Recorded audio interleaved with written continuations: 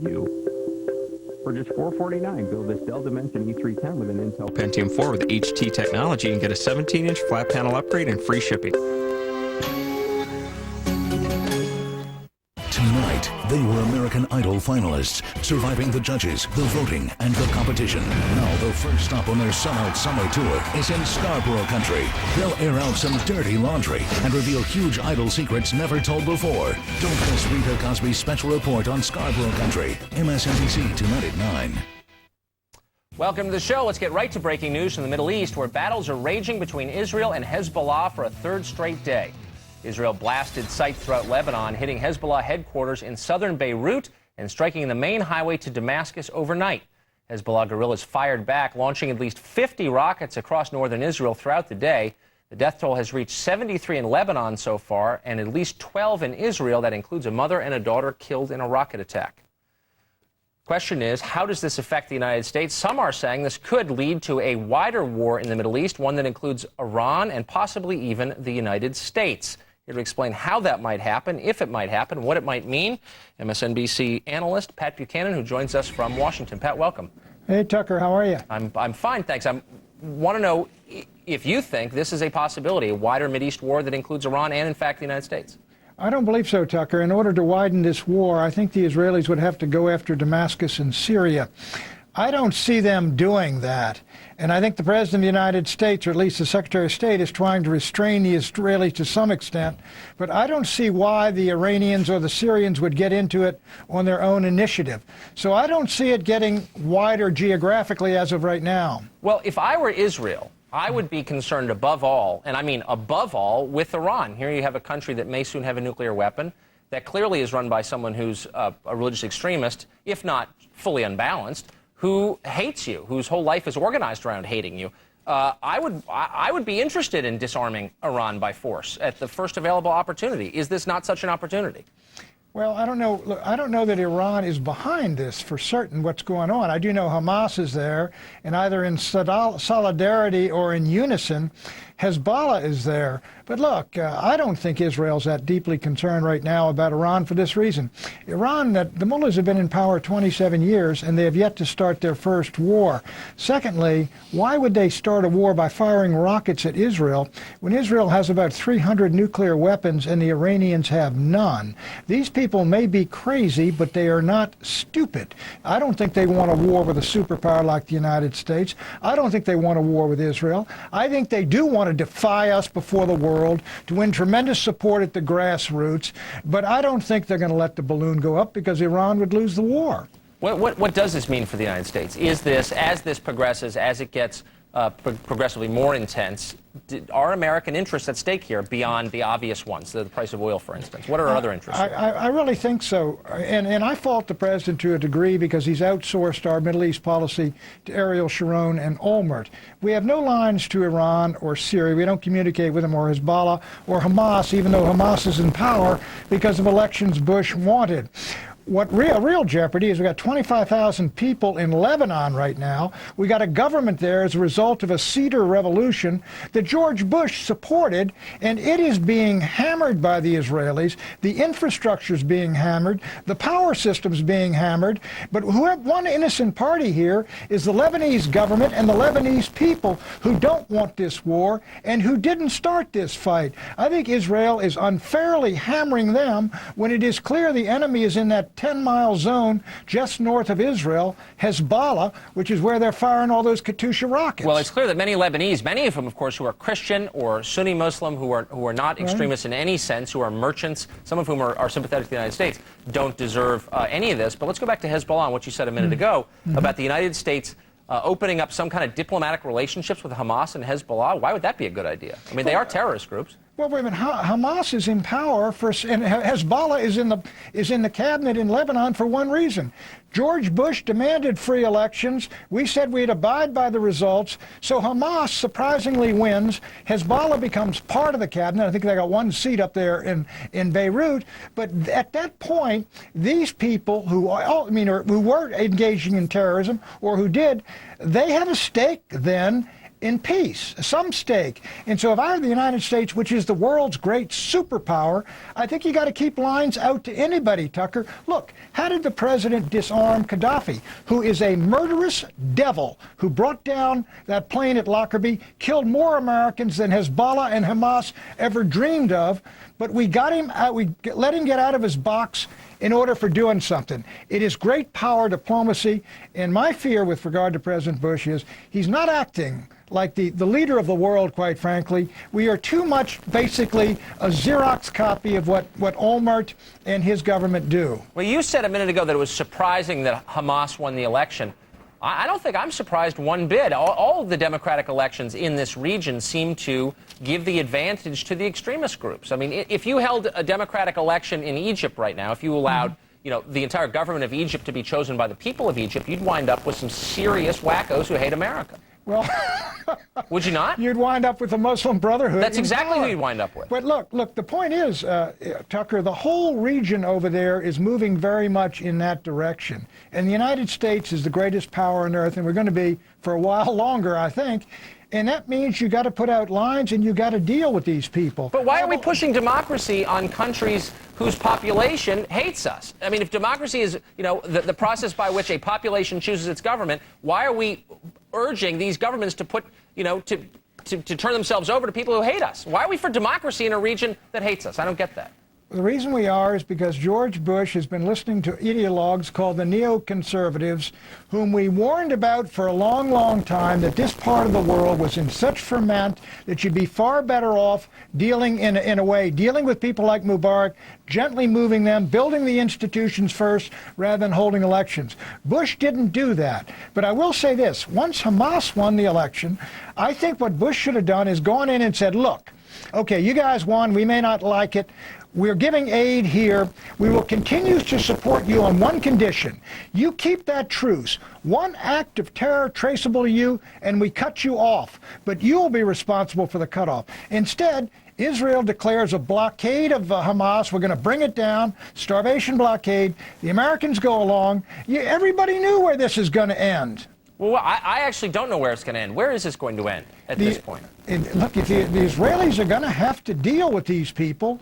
Look, and the Israelis, I think they believe they can get behind their wall, they can enclose Jerusalem, they can hold the Jordan Valley, they can push these people off into their Banistans and forget them and live happily forever after. The Katyushas and the Qassam rockets are telling them they can't do that.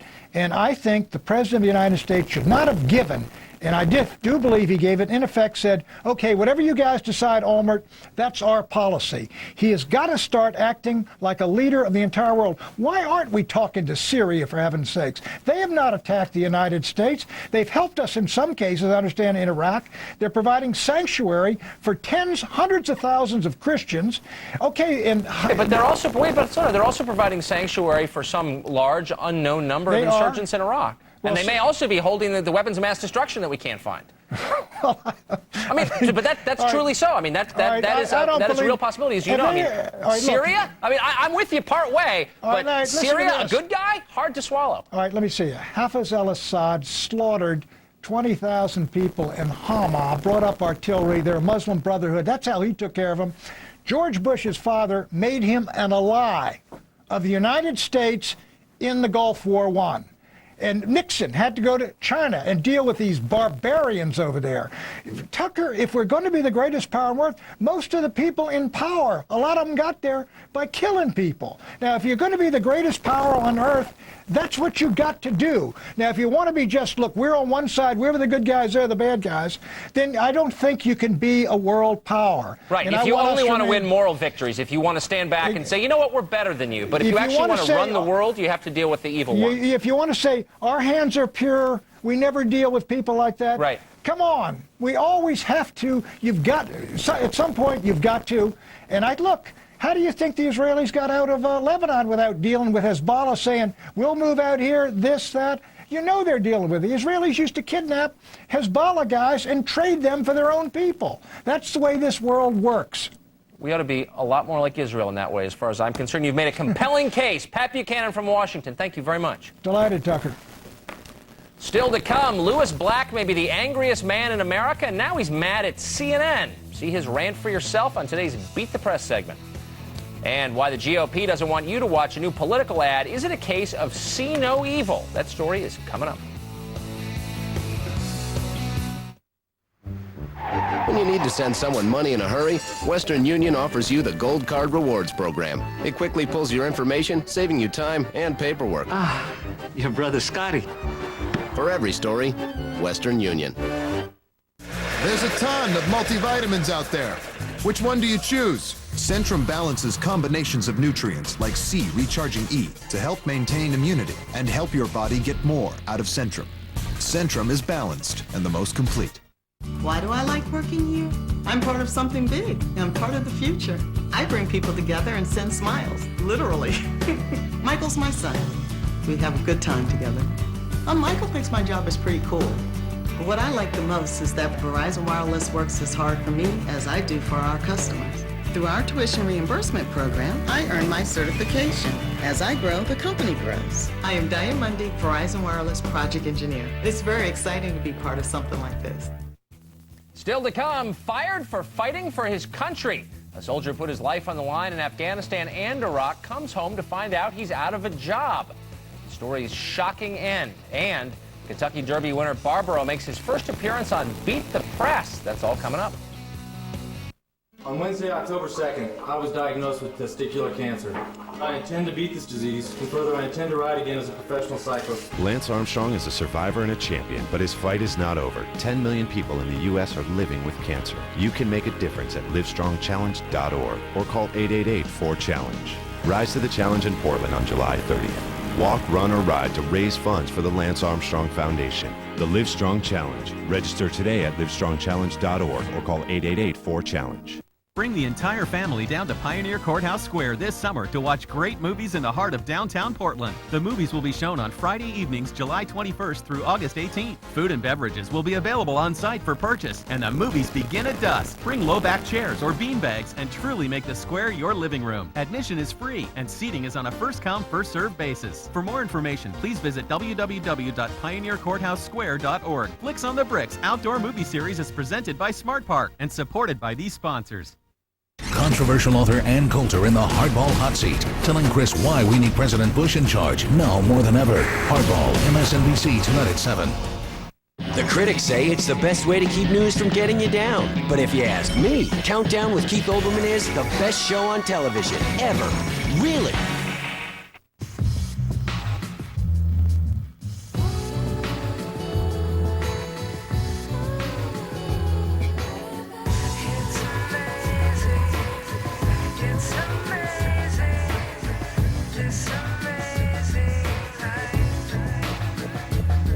Is it possible to engineer desire? An entirely new ES, the Lexus ES 350. When I eat right, work out, get my 7 hours a night, when I get my 8 glasses a day, beauty needs water. Crystal Light is water made beautiful. I feel so good. I feel hot, stunning, proud to be 37, 46, 50. I feel like getting dressed is fun. Buying pretty underwear. Like I can do anything. And that makes me feel beautiful, beautiful, beautiful. Crystal Light turns the water you need to drink into something beautiful. Bring out your beauty.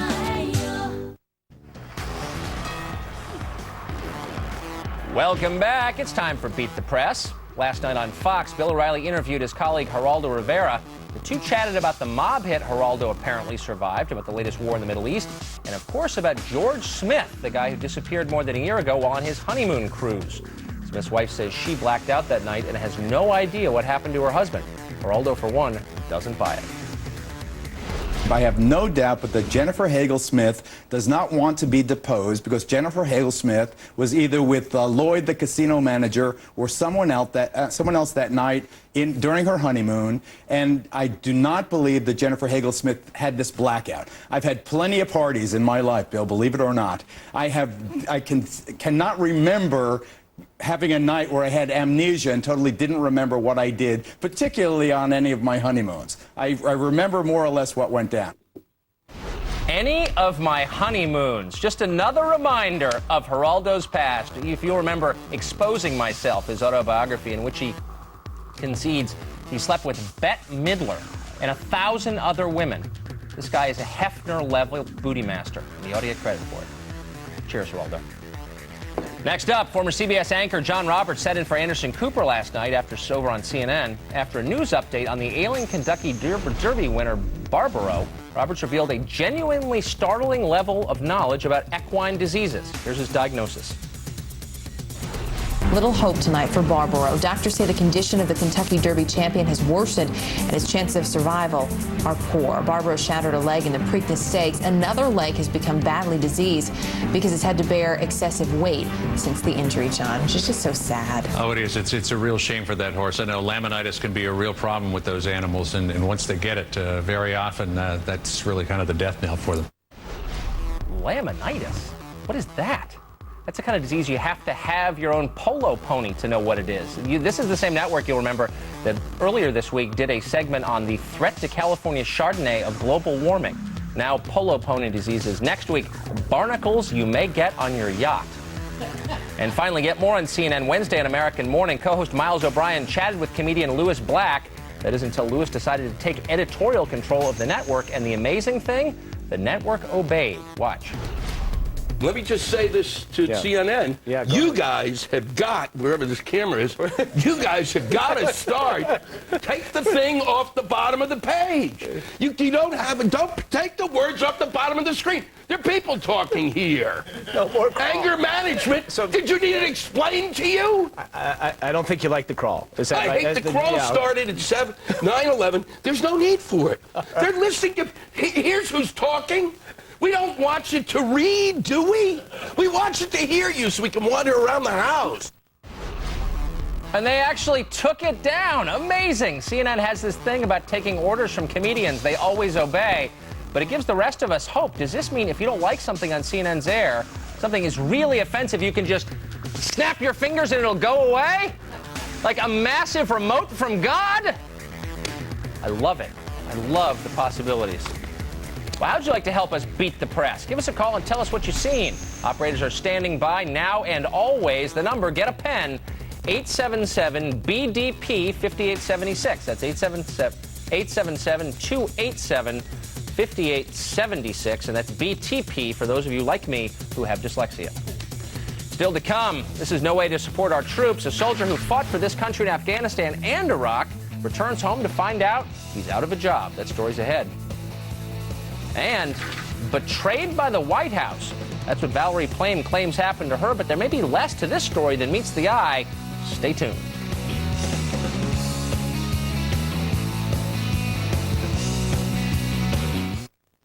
He's 50 and at risk. She's 50 and at risk. Doctors know if you're over 50 and have other risk factors, you already face a greater risk of a heart attack. Ask your doctor how aspirin can reduce your risk. Bayer can help prevent 1 out of 3 heart attacks. Only Bayer has low-dose 81 milligram and Bayer Women's Aspirin Plus Calcium. Aspirin is not appropriate for everyone, so be sure to talk to your doctor before you begin an aspirin regimen. She reduced her risk with Bayer. Bayer, working wonders every day. Hallway. Kitchen.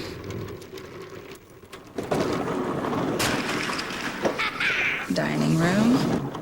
Here he comes. The right floor makes everybody happy. That's why Lowe's has the widest selection of any national retailer, whether it's tile, hardwood, or carpet. We'll even install it for you. Lowe's, let's build something together. Use your Lowe's card and pay nothing for 12 months on purchases of $299 or more in these departments. At Geico.com, you can handle all your car insurance needs online. It's so easy, a caveman could do it.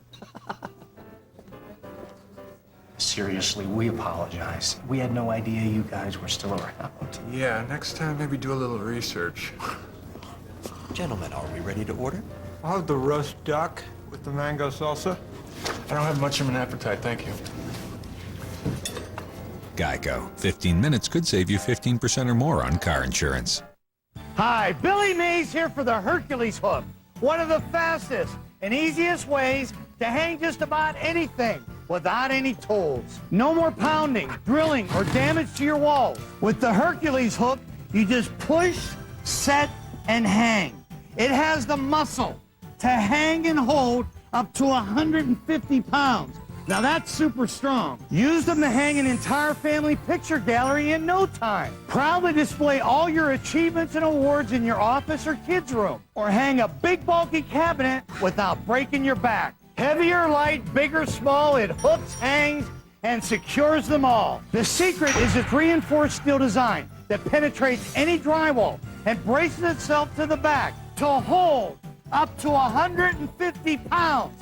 Now that's the strength of Hercules. They're so strong you could safely hang a heavy wall-sized mirror or this giant garage storage rack with confidence. Want to move something? They come out just as easy. Perfect for apartments or dorms because it only leaves a pin-size hole. Whether you're hanging a picture or doing a complete room makeover, the Hercules hook will save you time and money. Call now and you'll receive 10 Hercules hooks for only $14.99. Order right now and we'll double the offer and send you 20 Hercules hooks. We'll also include our laser marker precision leveler, yours free. But it gets even better. We'll send you a set of 10 Hercules hooks whenever you need them, free for life. Just pay shipping and handling. But you gotta call now to get this incredible offer.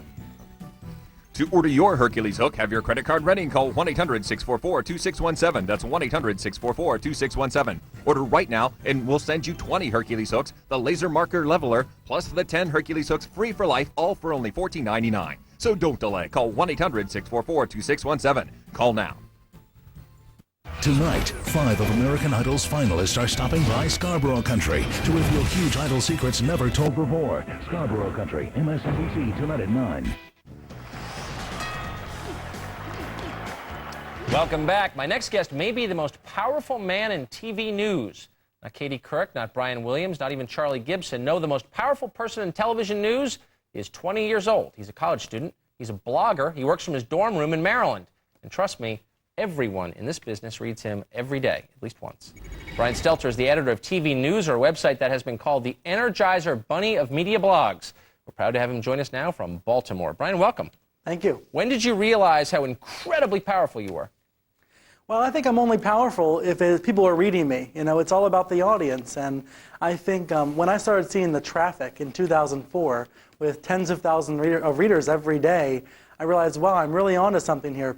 TV news people really want to read about TV news people. Yeah, I remember being at I first realized it at the White House Correspondents' Dinner last year, I think, when I saw John Klein, the head of CNN, just slobbering all over you in his oleaginous way, just really just fawning over you.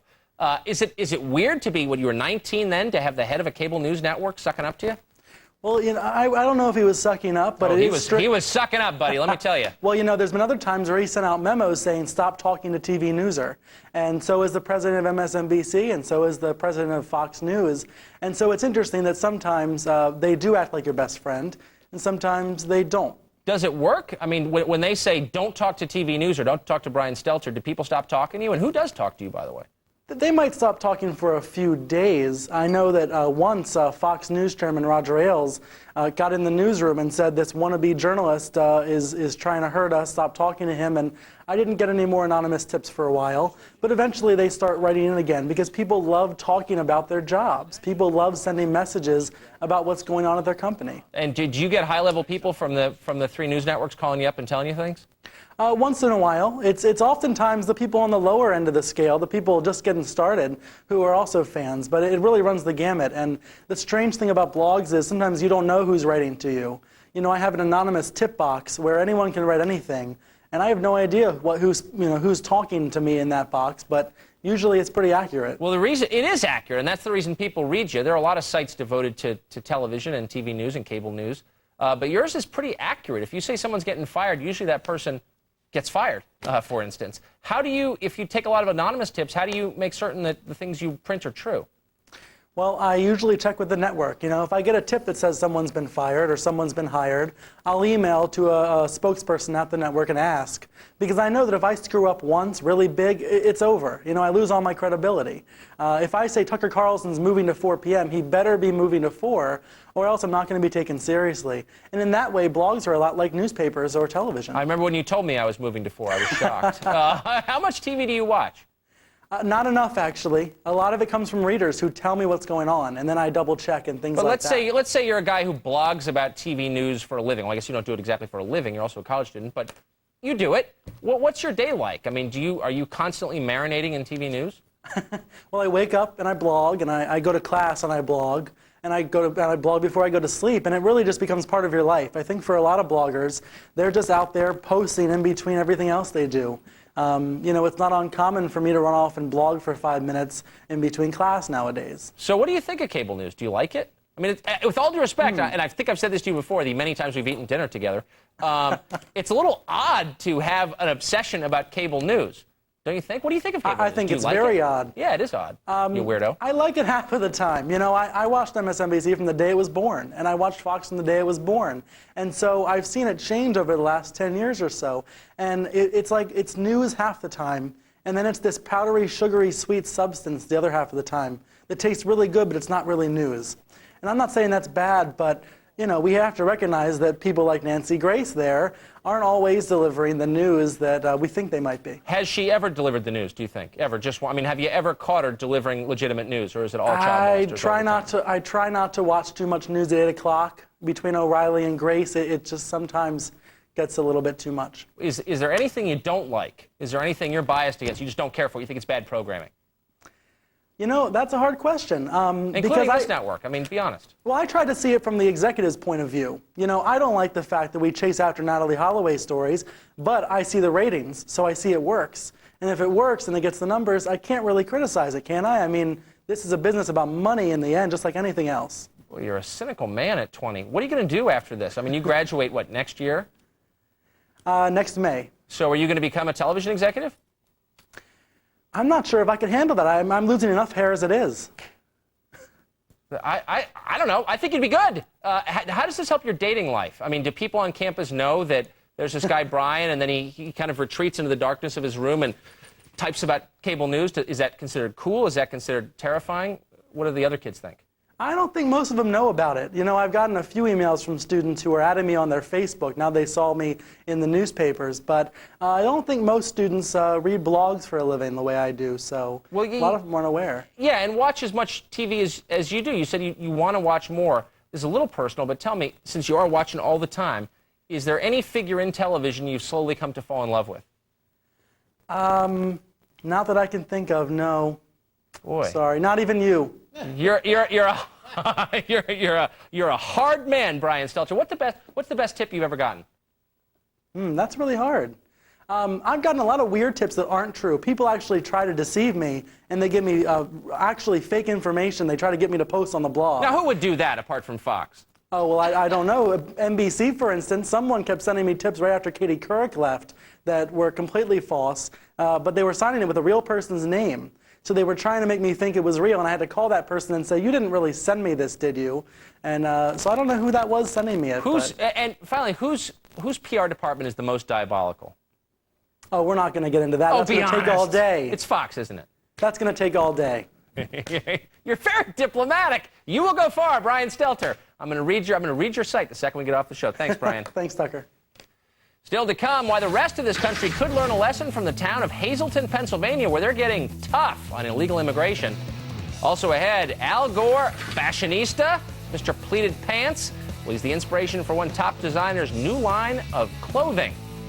Will his own personal Project Runway pan out in the end? We'll make predictions. We'll be right back.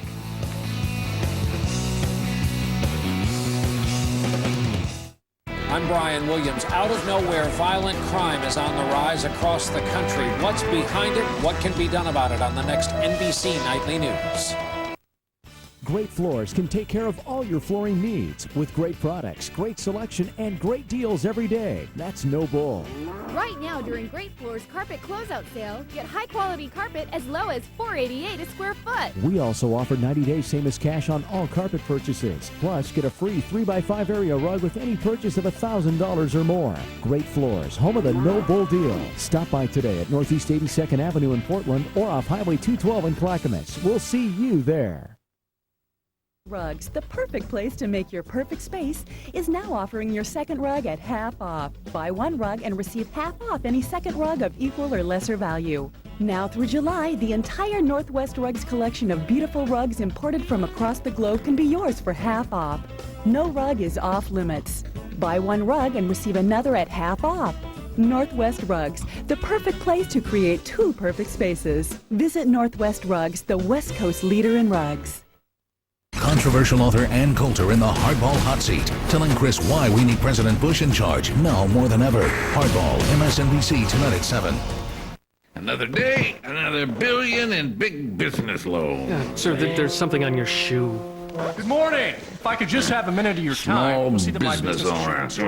We're playing it to double or... Give me a pencil. For the last 2 days. What's he want? A loan or something? Hey, oh! Look, he's got a business plan. Does your bank think small about your small business? Call Capital One instead for no-hassle business loans, lines of credit, and credit cards. Hello, Capital One. What's in your wallet? Oh, I should have used Preparation H. Wherever you go, take the easy way to cleanse, cool, and soothe. Preparation H Portables. 4 times bigger than Tux Pads. Preparation H Portable Wipes. Big relief. To go.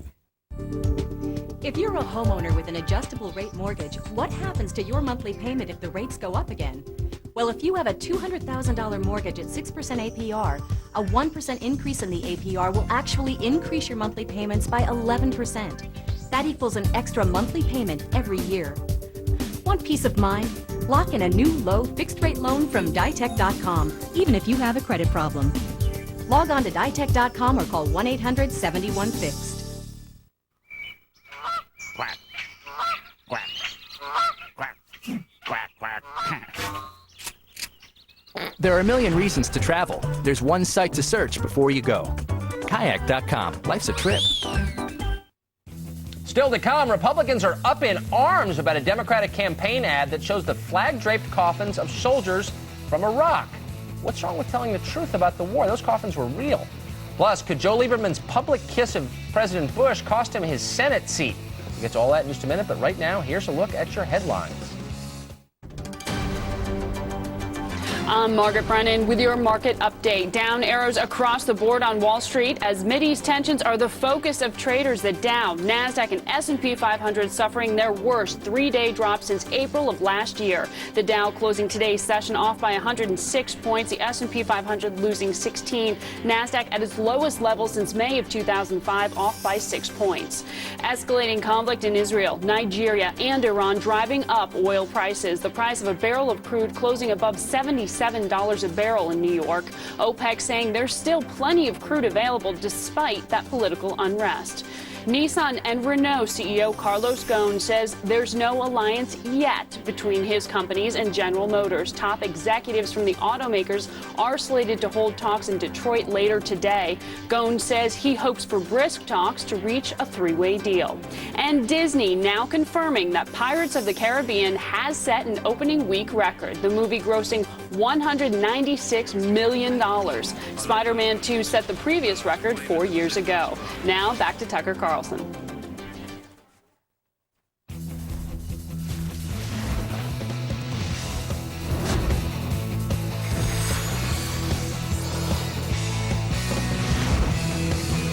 Time now for a quick look at the people and stories making news today. An update to a story we first brought you on this show several weeks ago. The Hazleton, Pennsylvania City Council has now approved an ordinance that denies licenses to businesses that employ illegal aliens and fines landlords who rent to them. It also requires city documents to be in English only. Ooh, very controversial. Enforcing laws already on the books and making the obvious official. The laws, of course, are against illegal immigration. Those exist. The city's enforcing them. Somehow that's radical. As for the English language, it's our language, the thing that holds us together. So here's one small town making a statement that actually our common language really matters, and they are derided immediately as bigots. They're doing the right thing. Well, this very public kiss between Joe Lieberman and President Bush could cost the Connecticut senator the seat he's held for 18 years. The embrace happened at the 2005 State of the Union address. It's being used by Lieberman's opponents on the left as a reminder of the incumbent's support for the president as well as the war in Iraq. There is no, and if you look carefully at that picture, you'll notice there is no evidence of tongue. This is a completely fraternal kiss, nothing untoward about it at all. And have we reached the day where hugging, embracing the President of the United States is considered so offensive that you lose your job over it. On the other hand, Joe Lieberman is a supporter of the war. And if you don't like the war and you're a Democrat, it makes all the sense in the world you'd vote against Joe Lieberman. So if you don't like the war, vote against Joe Lieberman, but not because of the kiss. Come on. Well, noted fashion plate Al Gore has found his way into some of this country's hippest boutiques. The designer Marc Jacobs has introduced a new line of clothing promoting a Gore presidency. T-shirts, tote bags, and trucker hats scream the words, "Al, save us!" The shirt costs $20. These are like those Che Guevara shirts.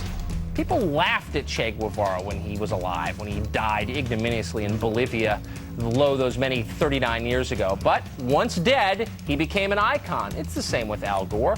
Nobody really believes Gore could be president or even should be president. If a Gore presidency was possible, people would be scared to death about that. You wouldn't want to be lectured by Al Gore for 4 years. Truly, you wouldn't. It's all funny until someone actually runs for president. Well, congressional Republicans are furious at a Democratic House Campaign Committee video that contains a picture of flag-draped coffins of U.S. soldiers. Republicans say Democrats have crossed the line this time, using American casualties to politicize the war in Iraq. Well, here to explain why exactly they're mad, Republican campaign strategist Terry Holt. He joins me from Washington. Terry, welcome. Hey, Tucker. Nice to see you again. Nice to see you. I don't get this at all. You've had 2,500 American soldiers killed in Iraq. They all came back in coffins draped with American flags. That's the truth. Right. Why is it so offensive to say that out loud? I don't get it at all. It's a solemn loss for the country. These people gave their lives for freedom and for the citizens of this country, and to make it a political issue is disgusting. But, you know, ultimately... Wait. Why is it disgusting? War, of course, is a political issue. We go to war because the president tells us to go to war. We elect the president to make exactly those kinds of decisions. Well, so if you don't agree with that decision, elect a new president or a new party. And I would fight for their right to put this ad on the air whenever they like. I just think that most Americans are going to be offended by it. But I don't get why. That's the point. And, you know, Republicans are always accused of, you know, pulling the patriotism card and intimidating their enemies with, or their opponents with, you know, the implication that they're not patriotic. And I always think that that's a bunch of crap. But in this case, in this one specific case, I do think it's very unfair of Republicans to start crying foul at an ad that may be stupid but is technically accurate and I think totally fair. No, but there are people under those draped coffins. That's the point. The loss of the families there. That's right. That's the point. It's above politics, or at least it should be. Although, Tucker, you know, I don't know that this ad is going to be seen by anybody, really. I mean, this is an ad that was directed at the most liberal elite of the Democratic Party. This is the summer of getting your base excited, and this ad was meant to talk to the most liberal wing of the Democratic Party, get it excited for the next election. And so I'm not sure that I care that much that they stepped over the line. But wait a second. I mean, I'm not the liberal elite. I am literally the most conservative person I know. Literally. I don't know anybody more conservative than I am. I can say that sincerely, look directly at the camera, and mean it with my heart. Okay? But I'm very angry at President Bush because of the war in Iraq and because those 2,500 men have been killed, and women for that matter, too. I think it's awful, and I think it's a mistake for which he ought to be held accountable. Am I not allowed to say that? Am I a liberal if I say that? No. In fact, I think that the debate about what we should do in Iraq and how we win the war on terrorism, the substantive policy debates around that, should be really all there is in this next election. It is the #1 issue for most Americans. The Republicans in the Congress just a few weeks ago had a full debate about that, and I think that the American people gave them credit for it. We can have that debate every day of the week, but this ad isn't about that. It's about tapping into people's anxieties and fears and sense of loss for the purposes of getting a leg up politically, for the purposes of inspiring the most angry voter in the Democratic Party, and frankly, for the purposes of raising money for the Democratic Party. Well, of course, like all political ads, I mean, I wouldn't give money to the Democratic Party if my life depended on it. I'm not endorsing the Democratic Party. I'm just saying all ads have that as their goal. But not just Democrats, though, are mad. You've clearly seen the new AP poll that shows that 25% of self-described conservatives are so mad at Bush they plan on voting for the Democrats 4 months from now, less than 4 months from now in the midterm. Now, whether they actually will or not is a totally separate question, as you know. But the fact that they're saying that 25% of all conservatives are saying they plan to vote for Democrats, I mean, that just seems to me a harbinger of disaster. Well, the numbers in that poll are lousy. But Maybe, I'm not but sure. what do you think of that? I mean, that's an unbelievable number. Well, and I think that it means that we really have a lot of work to do to communicate to our base about the real choice that voters have coming in the next election, that by voting Democrats in office and putting the liberal San Francisco Democrat Nancy Pelosi in the Speaker's chair would be a disaster for the American people. It would be a disaster for the economy. It would put our national security regime into a tailspin. They would gut defense. People like the congressman from Virginia said that he'd earmark the blank out of the budget so that he could take home pork for his constituents. So this is about a choice. And in fact, this poll, while it isn't good, this is a choice where the American people will vote their congressman versus their opponent. And in that choice, the Democrats have yet to make a tangible case why they should be in charge. Boy, you better hope they don't, because people are mad at the Republicans. I think that's true. Including me. All right. You've seen in Utah and in California recently, the Democrats have failed to really win an election yet. And until they can demonstrate that they can win at the ballot box, I don't see a wave. So I'm sorry. Good luck. I mean, I guess I hope you're right, sort of. I don't know. We'll see. Good luck. Terry Holt, thanks. Thank you. I and my former CIA colleagues trusted our government to protect us as we did our jobs. That a few reckless individuals within the current administration betrayed that trust has been a grave disappointment to every patriotic American. Well, not to every patriotic American, including me. I wasn't disappointed one bit. Former CIA employee Valerie Plame explains why she's taken Dick Cheney to court. Plame and her husband, ex-ambassador Joe Wilson, are suing the vice president. They claim her CIA status was leaked to reporters by Cheney and his inner circle. The suit alleges Plame was outed to punish her husband for criticizing the Bush administration's war policy in a New York Times op-ed. All of that prompted us to hit the legal books in search of other cases that, while not necessarily precedent-setting, do raise the bar for unusual or gutsy lawsuits. We rest our case with some bizarre legal briefs in today's Top 5.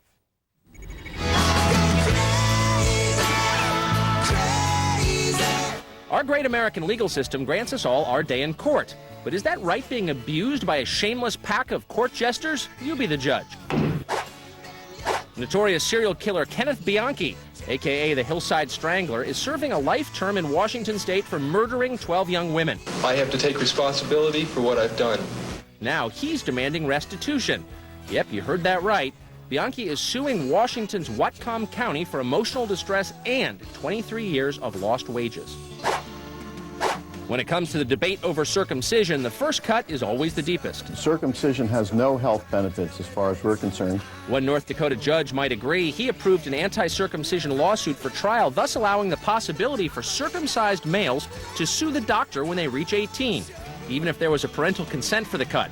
Yes, revenge is a dish best served cold.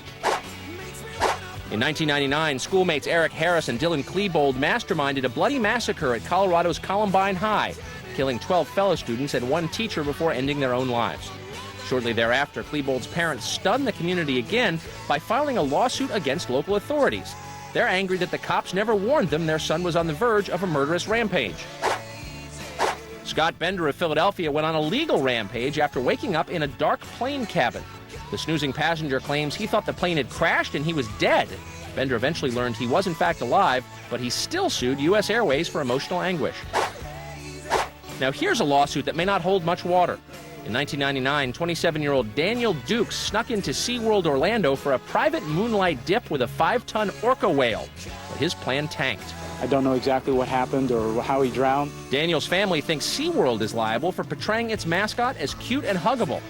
Well, sorry for your loss, Mr. and Mrs. Dukes, but there's a reason they call them killer whales. This particular animal is not an animal that our own trainers interact with.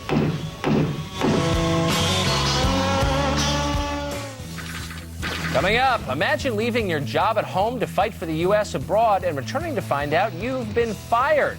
We meet a teacher who doesn't have to imagine it. His outrageous story is next. Plus, Ed McMahon made a career out of laughing at Johnny Carson's jokes. I'll tell you why playing second fiddle has landed him at the top of a distinguished list. We're coming right back.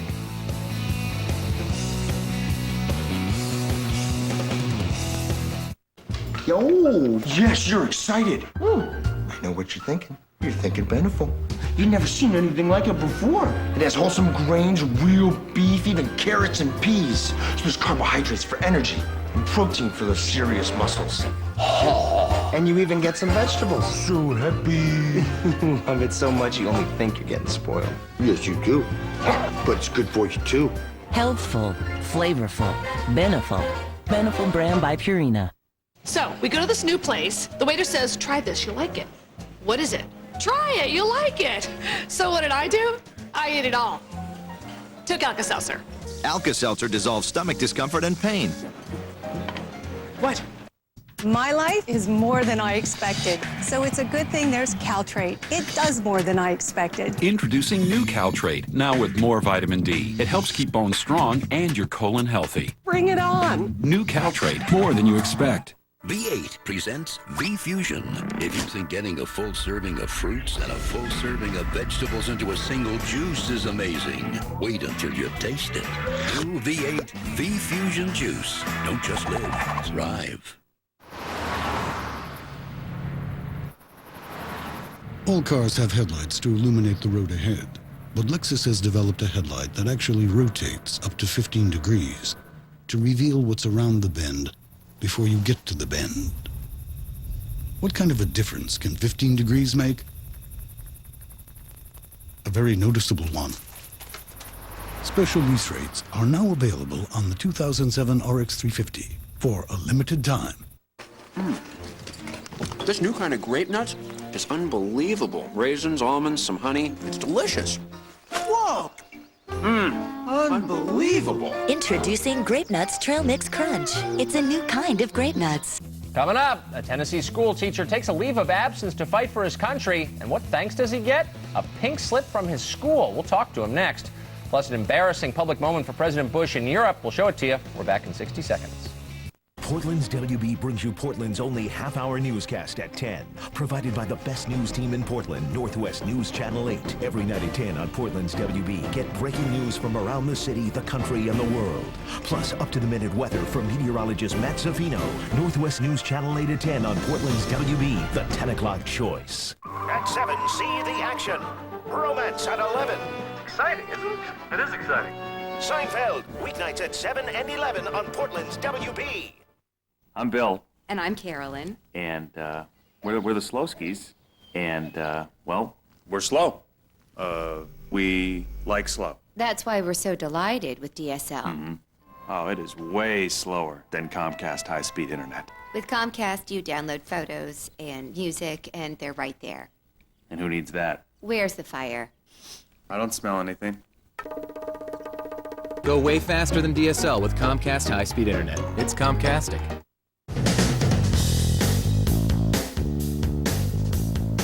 Welcome back. A Tennessee Army reservist left his wife, his life, his job as a school teacher to fight for his country in Afghanistan and Iraq.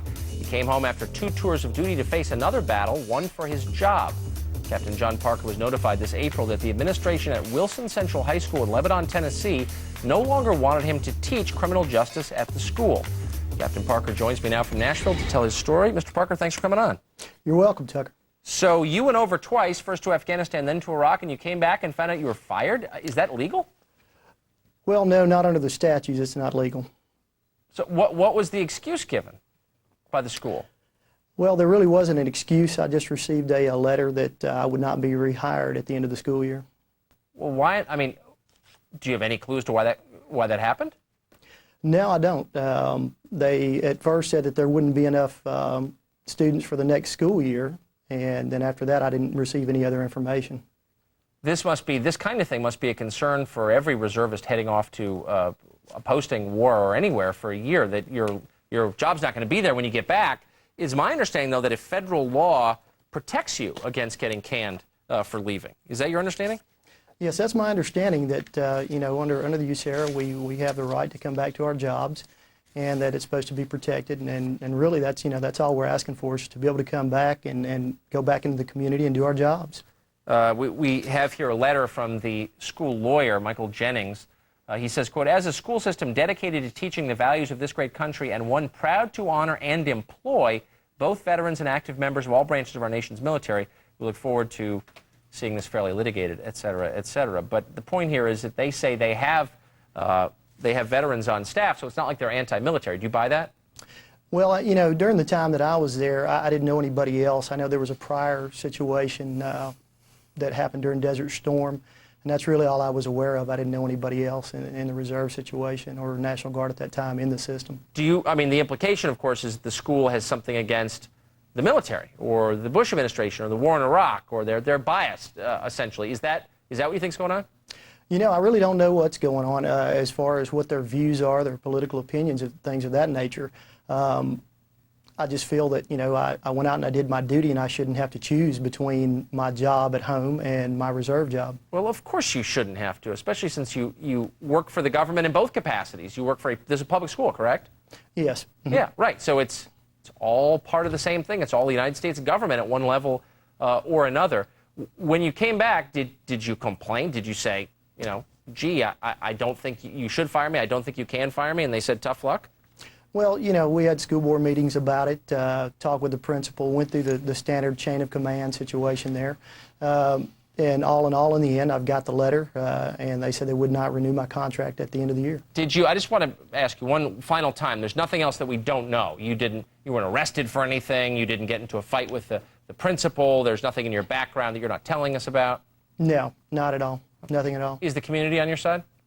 So far, from what I understand, with some of the people that's talked to me and in the past, yeah, they're all positive about it. Well, it seems to me you could just go to one of your senators, one of the United States senators from Tennessee, make about a 3-minute phone call to that senator's Washington office and get this fixed immediately. Well, you know, we've talked with some of the legislators out here in Tennessee, and one of the things that we're trying to do is just make sure that this doesn't happen to anybody else, and if it does happen to them, that they know that they have some type of recourse or action that they can go through. But are you telling me that if you called Lamar Alexander, who's one of your senators, Republican from Tennessee, if you called him and said, look, you know, I'm a returning veteran and they canned me, you think he wouldn't lean on the school to get you rehired in about a minute? Oh, there's no doubt. Why don't you do that then?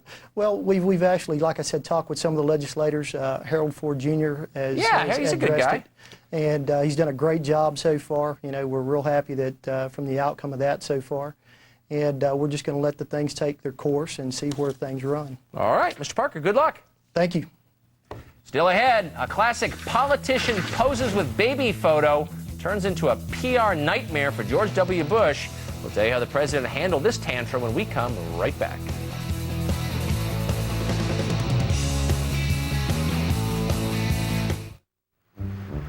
When you need to send someone money in a hurry, Western Union offers you the Gold Card Rewards program. It quickly pulls your information, saving you time and paperwork. Ah, your brother Scotty. For every story, Western Union. Isn't there a meter that lets me test my blood sugar and be on my way? With no coding and a small sample size, the contour meter from Bayer means testing will fit into your life instead of interrupting it. Don't I have enough to think about? Easy accuracy. Answered by Bayer. Christopher, you know how your mom feels about you bouncing that ball on her floors. Need durable paint that's beautiful too? Get American Tradition paint from Lowe's, made by Valspar, a company with 200 years of paint manufacturing expertise. 2 points. Lowe's, let's build something together. Use your Lowe's card and pay nothing for 12 months on purchases of $299 or more in these departments. Hi, I'm John Scher, CEO and founder of Video Professor. I'm the guy that gives away the free computer learning lessons. Well, today I'm here to tell you about a great new lesson that many of you have been asking for.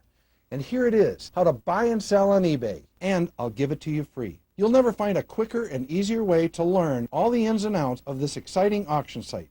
Now, I'm not going to tell you that I'll make you the next millionaire selling an attic full of baseball cards, but I can guarantee you that I'll teach you everything you need to know about eBay. Just put the disc in the computer and you will be amazed at how fast and easy you learn. And again, I'll send you this lesson free. Now, I can do this because I know that once you try my lesson on eBay, you'll be so satisfied that the next time you need to learn anything about computers, you'll come back to Video Professor for all your computer learning needs. And with over 40 lessons on all of today's most popular computer programs, I know there is more you want to learn. And don't forget, call now and I'll send you eBay or any other lesson of your choice free. You know, Video Professor's been around for over 18 years now, and we've taught over 6 million people how to use their computer. I couldn't make this offer if the product didn't work. So, if for any reason you can't get up and running on any of my products, not only will I refund your shipping and processing, but send it back to me and I'll send you $10. That's how sure I am my product will work for you. So if you've wanted to join the millions of people who are buying and selling on eBay, take advantage of my free offer and call now. And remember, choose eBay or any other lesson of your choice free. It's quick, it's easy, and it's free. And I guarantee your satisfaction. Or I'll send you $10. So what do you got to lose? Try my product. Call Video Professor now for your free lesson. Call now and this free gift will be yours. The organizer is the calendar, diary, address book, and journal on your PC. Call now to get your free lesson and the free gift. And remember, if you are not completely satisfied, return it and we'll send you $10. Call 1-800-336-5170. Next, controversial author Ann Coulter in the Hardball hot seat, telling Chris why we need President Bush in charge now more than ever. Hardball, MSNBC, next. Tonight, it's the MSNBC Doc Block, back-to-back documentaries that are as real as it gets. At 10, tensions flare as inmates and guards clash in lockup, Utah State.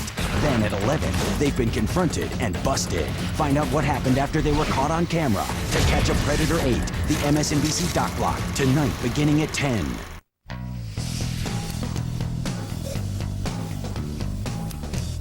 Welcome back. We've brought you the news over the last hour, but honestly, not all the news. For the rest of the news, we go now to Willie Geist, our producer. Hello, Tucker. Can I just say something out of the gate? Will someone please give Captain Parker a job? Whoever that you got fired from the school, somebody hire him. Well, Nashville, Lebanon, somebody. He'll have a job by sunset in Nashville tonight. He better. I hope he does. Of course he will. Before we get started, a little news out of Entertainment Weekly. They ranked the 50 greatest sidekicks of all time. Number 1 on that list, Ed McMahon. Yes! Yes, sir. Ed McMahon was number 1 on the list. Robin of Batman and Robin fame, number 2. And you know what? The funny thing is, I'm not offended at all that I wasn't on the list. It's not a big deal, you know? It's totally fine. I don't think, is sidekick the euphemism we're using for Robin these days? Also, you know who else was on the list? Oh, Tattoo, number 9, to Mr. Rourke. The late Tattoo. Yes, the late. Unlamented. Well, it is the oldest trick in the book, the oldest trick ever. You're working the rope line, you pick up a baby, you kiss it, and then you watch the adoring public coo. But what happens when all that backfires? This happens. In Germany yesterday, President Bush grabbed a carefully selected baby from the crowd for a photo op. The infant immediately began to wail uncontrollably. The president did his best to calm the baby down, but he eventually gave up and forked the kid back to its mom. Boy, the president cannot catch a break, Tucker. I mean, you know, it's like the baby was actually vetted by the Secret Service. I'm not kidding. They found a baby that they thought would not cry, and this was the result. Is there any chance the baby might have been planted by the DNC or something for this particular photo op? It's a little suspicious. When it rains, it pours. But really, right. There's nothing upsets a child more than the Secret Service. No, that's very true. Well, there's nothing funny about drunk driving, of course, but occasionally there's something ironic about it. Pete Coors, he's the chairman and TV pitchman for the Coors Brewing Company, confirmed today he was busted for DUI back in May. Coors, who's been outspoken about responsible drinking, was pulled over outside Denver for blowing through a stop sign. The police officer then arrested Coors on suspicion of DUI. Tucker, there's obviously, it's not a funny story, but I mean, you have to recognize and point out the irony. I mean, if Oscar Mayer died by choking on a hot dog, we'd point it out as well, right? I mean, you just have to acknowledge it. You know, Willie, it would be our job. It would be our job. You can't blame him, by the way, for drinking a lot of beer at the wedding where he was. You're the president of the company, let's get him a car service I home. Totally agree with that. Right? He did just have, he was like 1/2 a point Barely over. It's true. Poor guy. Well, today is Bastille Day in France. It's like the 4th of July, except with much less to be proud of.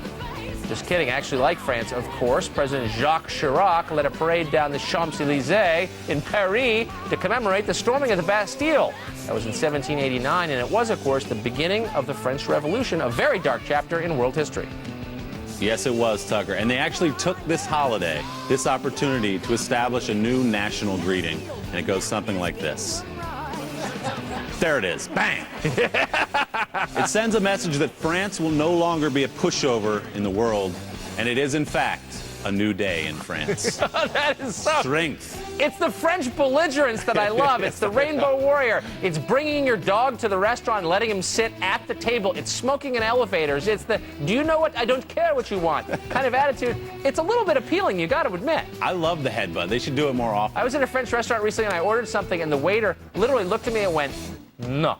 Did he headbutt you? No, he didn't headbutt me. He scorned me. Oh, good. Well, in Oregon, a woman recently called 911 with a strange emergency. It seems an officer had come by her house earlier in the night to look into a noise complaint, and the woman took a liking to him.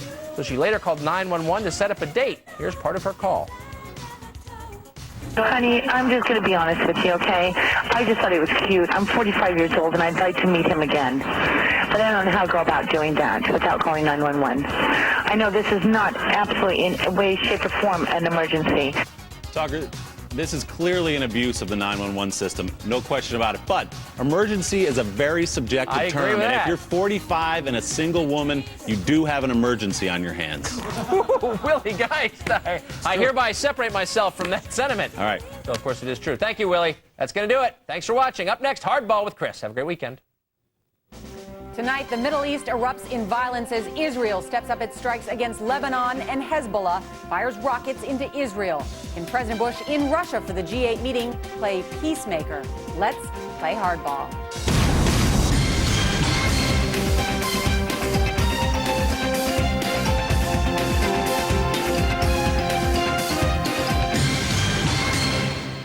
Good evening. I'm Nora O'Donnell in for Chris Matthews. Tonight, the head of Hezbollah vows all-out war against Israel. He talked of attacks deep inside Israel. Plus, for the third day, Israel continued its attack in Lebanon, bombing Hezbollah's headquarters and the home of its leader in Beirut in retaliation for the kidnapping of 2 Israeli soldiers.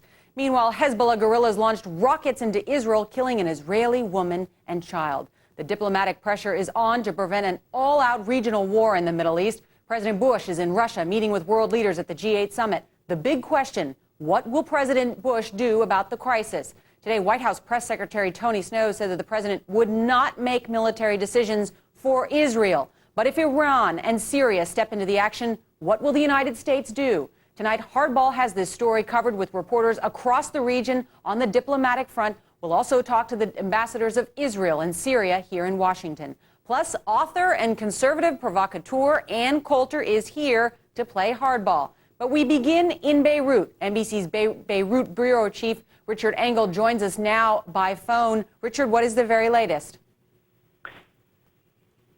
Right now, there are fears that this conflict could escalate even further. There have been new threats by the leader of Hezbollah, Hassan Nasrallah. He says he is prepared for an open war and is launching an open war against Israel. He also said that all of the, quote, surprises that he has promised will now start. It was probably the most bold and menacing threats that we have heard from the Hezbollah leader since this conflict began. Also, there are new reports emerging that Hezbollah, either with a missile or the Israeli army is now saying with an unmanned drone rigged with explosives, attacked an Israeli warship that was patrolling the harbors off of Lebanon. There are conflicting reports. At first, the Israeli army said that that warship was only lightly damaged. Now there are reports that it was quite seriously damaged. Hezbollah is claiming this to be a major victory and is promising that more attacks will come. Richard, you mentioned that Hezbollah is threatening to drive rockets deeper into Israel. Do they have that capacity? That apparently they do. That is what, according to people in security sources in the U.S. we've been talking to, and certainly if you ask Hezbollah, they say that they have capacities to go to Haifa and beyond. Today, Hassan Nasrallah in this speech also said that his organization plans to attack Haifa and beyond, stressing that they could go deeper into Israel and potentially do other kinds of attacks. He said the one on the Israeli warship was just the beginning. So he was leaving quite a degree of mystery, and that was the idea. He was speaking just shortly after Israeli warplanes attacked his house and his office here in Beirut, sending a very strong message to Hassan Nasrallah himself, and he came out with these words of defiance in a radio address just about an hour later. Richard, let me ask you about the state of Lebanon. There are some 25,000 Americans there. The Pentagon is already preparing contingency plans to evacuate those Americans from Lebanon if necessary. You are in Beirut. What is it like there tonight? It depends on the neighborhood. If you are in South Lebanon, or South Beirut, I should say, the Dahi neighborhood, which is the Hezbollah stronghold, the situation is very tense. People there expect that this will be another night full of airstrikes. The Israeli army or Air Force dropped thousands of leaflets, again, warning people to stay away from Hezbollah headquarters, which are located mostly in that area. That is also not far from where the airport is located. The situation is tremendously tense in Hezbollah neighborhoods. Elsewhere in the center of the town, which is where we are, and in other more residential neighborhoods, the situation is tense, but it is more of an empty feeling on the streets. There are no people out. All the restaurants are closed. Many people have been boarding up their shops. Thousands of Lebanese have been leaving the country over the last 2 days. As people fear, especially after these latest escalations in the last few hours or so, that the situation could quickly get worse. Richard, thank you for your excellent reporting and stay safe. Richard Engel on the phone from Beirut. And we are joined now by Republican Senator John McCain of Arizona. Senator, thank you for joining us. Thank you, Nora. Let's begin with Israel's actions. Do you completely, 100% support what Israel is doing? I support it enough from what I know about to think that when you're attacked and your soldiers are killed and captured, then you have to have a very, very vigorous response. Would I have done tactically every single thing that they have done? Maybe I wouldn't have bombed the Beirut airport, but look, those are tactical decisions made on the ground by people on the ground. But do I believe they should have had a vigorous response? Absolutely. Well, what about the European Union and many European leaders who believe that this has been a disproportionate means of force by the Israelis? Well, my question is, how would they react if someone invaded their country and killed their soldiers and innocent civilians with rocket attacks from outside of their country? I can tell you how I know Americans would react. They would react exactly the way that the Israelis are. Today, Hezbollah's chief pledged open war with Israel, saying, you wanted open war? We are going to open war after Israel tried to bomb the Hezbollah leader's home in Beirut. Are you concerned now that this may lead to a wider conflagration? I'm very worried about a wider conflagration, but that's up to Hezbollah and especially Iran. They're the godparents Iran is the godparent of Hezbollah. They've provided them with the rockets that they've been raining on Israel for a long period of time now. They're the ones who provide them with training and equipment. And so I would say that if they want all-out war, the Iranians may at some point put themselves at risk because they are the ones who are fostering this and in southern Iran and continuing to try to acquire nuclear weapons. So if you call raining rockets on a neighboring country not all-out war, then perhaps it will be escalated. But I think it's reprehensible. Do you believe that Hezbollah and Hamas would not have acted without the tacit agreement of the Syrian and Iranians? I do not believe they would have acted without the tacit, not only agreement, but perhaps encouragement from the Syrians and Iranians. Remember, the Syrians are the ones who are responsible for the assassination of the Prime Minister of Syria, for which they have gone unpunished. Well, then how can, let me ask you then, Senator, because many people will look at that, and the President himself has said Syria and Iran must stand up. They must take further action, account for their actions. How then can the U.S., if Iran and Syria are openly aiding Hamas and Hezbollah, how can the U.S. stand by at this point, or what should the United States do? Well, the United States should, first of all, demand a statement from the G8 condemning these activities by Hezbollah and Hamas and vowing to take multilateral action to stop it. The second thing is a call to return to the roadmap, which President Bush has demanded. Third, move forward with sanctions on Iran for their continued work on nuclear weapons and provide aid and assistance to Israelis where it's needed. And if necessary, and I emphasize if necessary, examine all the options. As you know, the president is in Russia with the G8 leaders at this time. On the way there on Air Force One, he spoke on the phone with several Arab leaders, in particular the Lebanese prime minister, who asked that the president try and rein in the Israelis. Now, Tony Snow was asked about that, and he said, no, the president is not going to take military decisions for Israel. But let me ask you, should Israel exercise some restraint?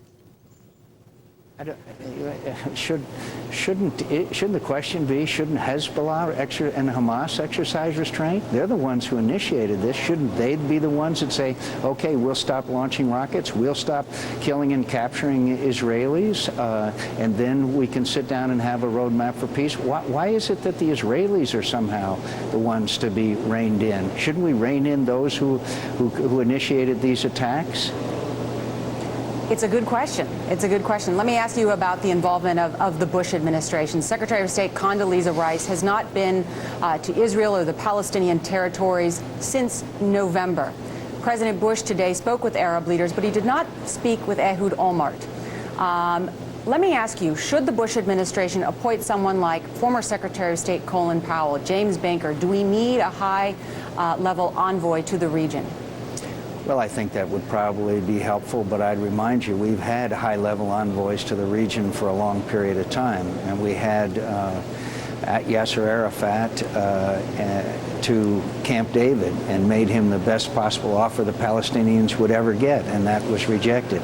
And we now have armed attacks on the state of Israel from areas that the Israelis willingly evacuated. The Israelis evacuated that strip of land in Lebanon. They evacuated Gaza. They offered to evacuate 90% of the West Bank. And yet, what have they received in return? Senator, let me ask you specifically about what President Bush has promised the American people. And he has said that the war on terror, the war in Iraq, would help make the larger Middle East safer. Here's what he said in 2003, and then I'm going to get your reaction on the other side. This is a massive and difficult undertaking. It is worth our effort. It is worth our sacrifice because we know the stakes. The failure of Iraqi democracy would embolden terrorists around the world. It increased dangers to the American people and extinguished the hopes of millions in the region. Senator, the terrorists do in some ways feel emboldened now. Yes, they do. We've had great difficulties in Iraq. I think we all recognize that. And so do you think those failures in Iraq are leading to the actions by Hezbollah and Hamas? I think that some of our difficulties have had that effect, but I would also quickly add, I believe that if Saddam Hussein were still in power, he would be attempting to acquire and use weapons of mass destruction, which was his history. Senator, finally, let me ask you, I know you've become quite popular on what we call the rubber chicken circuit, out fundraising for other Republicans up for re-election in 2006. Where are you going this weekend? Iowa, Pennsylvania. Iowa? Now, that wasn't a state that you visited very frequently in 2000, was it? I think I was there a couple of times in 2000. I've been there a couple of times. But I do, seriously, Nora, spend a lot of time, about this time in even-numbered years, campaigning for candidates all over the country. I have been all over the country, early primary states as well as late ones. But, of course, it's important to go to Iowa, South Carolina, visit my friends in New Hampshire again. All right. Well, Senator, as always, we will be watching. And thank you very much for your time. Thanks, Senator John McCain. And we'll have more on the latest developments in the Middle East later on Hardball with both the Israeli and Syrian ambassadors to the United States. Coming up next, best-selling author Ann Coulter will talk about why she thinks Israel is doing the right thing, what she thinks about Joe and Valerie Wilson's civil suit against the Vice President of the United States. You're watching Hardball only on MSNBC.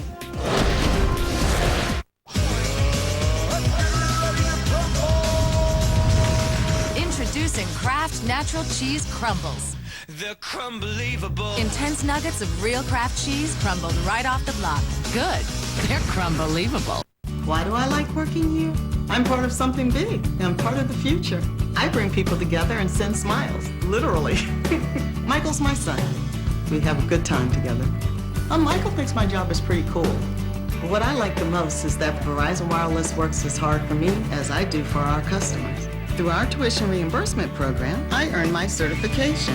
As I grow, the company grows. I am Diane Mundy, Verizon Wireless Project Engineer. It's very exciting to be part of something like this.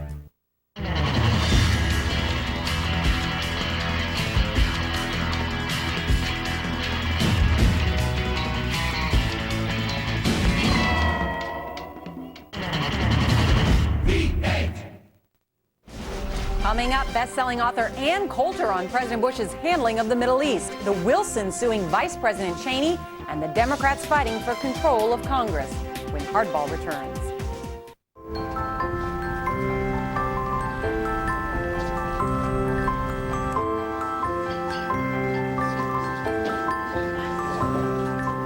I am holding half an acre, torn from the map of Michigan. I am carrying this scrap of paper that can crack the darkest sky wide open. Every burden taken from me. Every night my heart unfolding, my heart. When it's people who do the right thing, they call it being responsible. When it's an insurance company, they call it Liberty Mutual. Responsibility. What's your policy? Liberty Mutual. Weekdays on CNBC, Ron Insomnia gets into the heart of the day's market action. Hardcore business from all the angles. What you could learn from how the pros make money. And insight that's uniquely Ron. Street Signs, weekdays on CNBC. Make it your business. Street Signs on CNBC is brought to you locally by Pacific Continental Bank.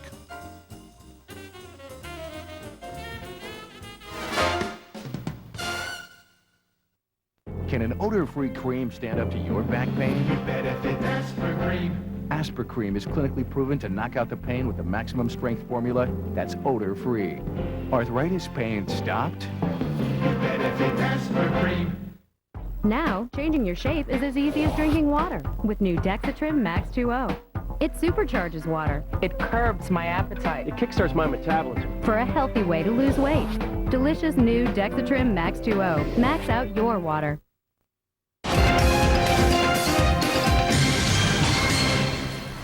Welcome back to Hardball. I'm Nora O'Donnell in for Chris Matthews. The Middle East violence is sparking an international debate over whether Israel is taking appropriate action. But President Bush is standing firm in his support for Israel's right to defend herself.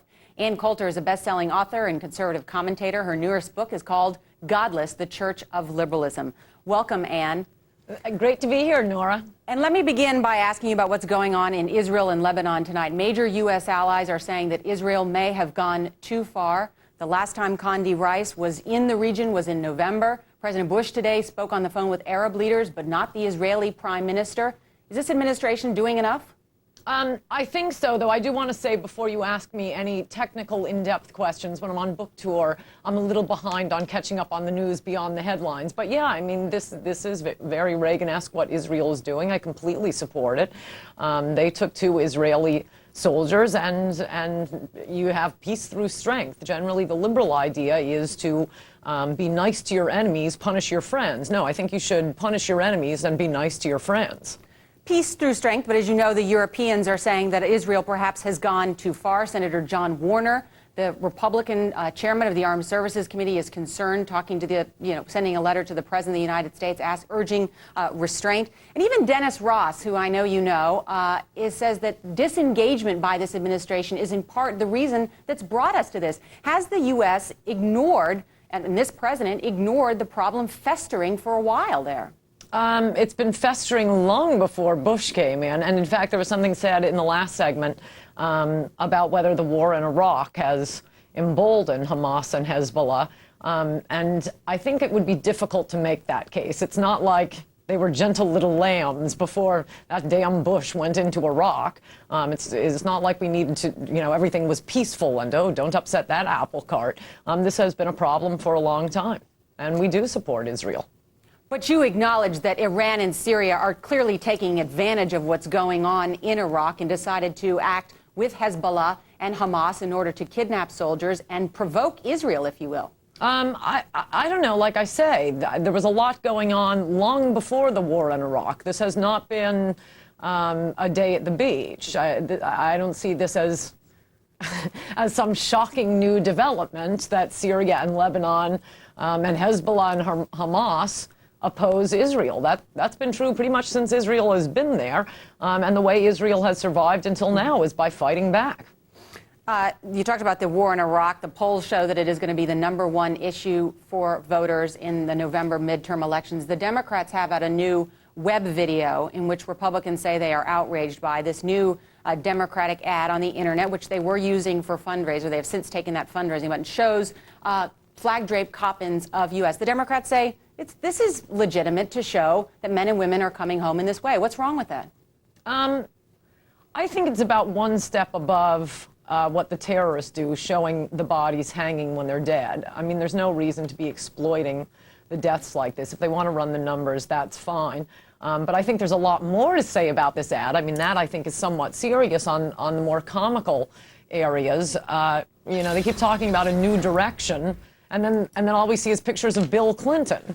And also, if they're going to be the party of integrity, I don't think mocking up fake photos of mugshots of Tom DeLay is the way to persuade people of that. But and back those to are those famously fake photos, because you'll remember he smiled for his mugshot, depriving the left of that grim, angry mugshot they were hoping for, and certainly on Air America, they were bitterly disappointed the next day. But back to the issue of the Democratic ad and the flag-draped coffins, which I guess you just said compared them to what terrorists would do. I said it was about one step above. One step above terrorists. But Republicans have done the same thing.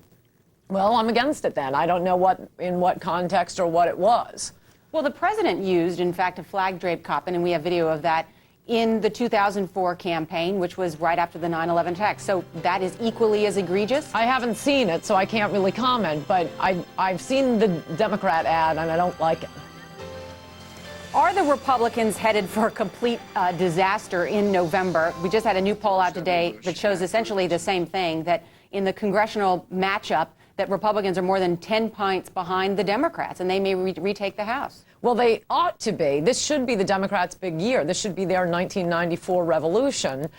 This is the 6th year into the Bush administration. Reagan lost the Senate 6 years in. Also, Bush defeated historical odds during his first midterm election. Generally, the party in the White House loses seats in the midterm election. We picked up Republican seats in his first midterm election. I don't think lightning strikes twice. So, yeah, I think this is probably going to be a good year for Democrats. They ought to be picking up something like, 50 seats in the Senate or in the House and 10 seats in the Senate. And we'll see how the campaign goes to see. I think the fact that Iraq is going to be a big issue may keep their numbers down. All right. You heard it here first. Ann Coulter predicting the Democrats are going to retake Congress. All right, Ann, we'll be right back in just a minute. And later, the Israeli and Syrian ambassadors will be here to talk about the latest developments in the Middle East. You are watching Hardball, only on MSNBC. Introducing new roasted vegetable Ritz. I'll stop the world and melt with you.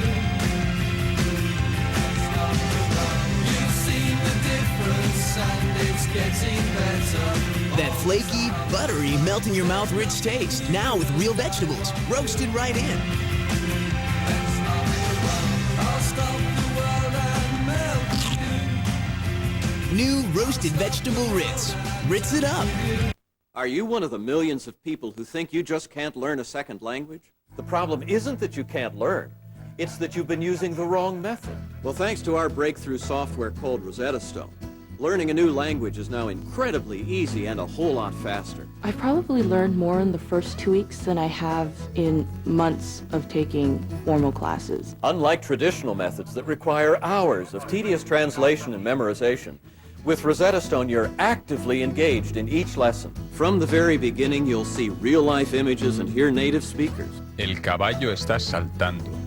This powerful combination teaches you to think in a new language, not memorize, so speaking comes naturally. You learn far more easily and more quickly. I've used a lot of different mediums, the books, the tapes, and it just, bar none, it's the best one that I've ever used. I was one of those people who thought they could not learn a language, and I needed to learn a language for my job, so I needed to learn Spanish. And I learned Spanish quickly, and I did it through Rosetta Stone. Rosetta Stone is so fast and effective, it's used by the U.S. State Department, NASA, the FBI, and top Fortune 500 companies, and is the world's leading language learning software. It's almost like having your own person there teaching you, your own private tutor who is just very relaxed in your home with you, sitting there teaching you the language. Rosetta Stone is the fastest way to learn a new language.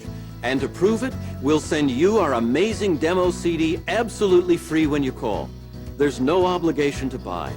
Right away, you'll see for yourself just how fast and easy it is to learn a new language with Rosetta Stone. This really is a great program. I believe that you can learn any language with this program. If you're serious about learning a language, there's no easier way to do it than with Rosetta Stone. Call the number on your screen now and see for yourself why Rosetta Stone is the fastest way to learn a language, guaranteed. Get the world according to Tucker at a brand new time. Set your TiVo, hide the children, we're changing time slots. Tucker, tonight at 6 on MSNBC. We hope you can join us for the Friday night edition of NBC Nightly News on your local NBC station. Among the stories we're working on for tonight is the situation in the Middle East headed for all-out war, or are we there already? Also, the California wildfires. That and much more tonight on Nightly News on your local NBC station.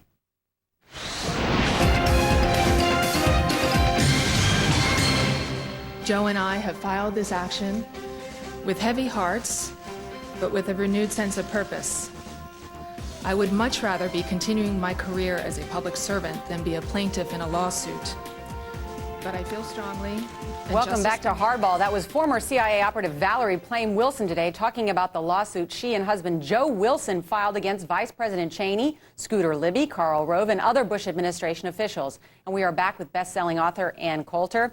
Ann, let me get you to respond to the new lawsuit by the Wilsons. I think this is going to end up being like the Alger Hiss lawsuit against Whittaker Chambers. That is to say, not well for Valerie Plame and Joe Wilson. As I describe in my book, by the way, in a section that my friends who read the book before it came out thought would get a lot more attention than certainly the Jersey Girls section. It turns out... I proudly served my country as a Foreign Service officer. Am I supposed to be hearing that? Oh, no, I don't know. Ann, I can hear you. Go ahead. Sorry, I thought you were doing a clip all of a sudden of Joe Wilson talking.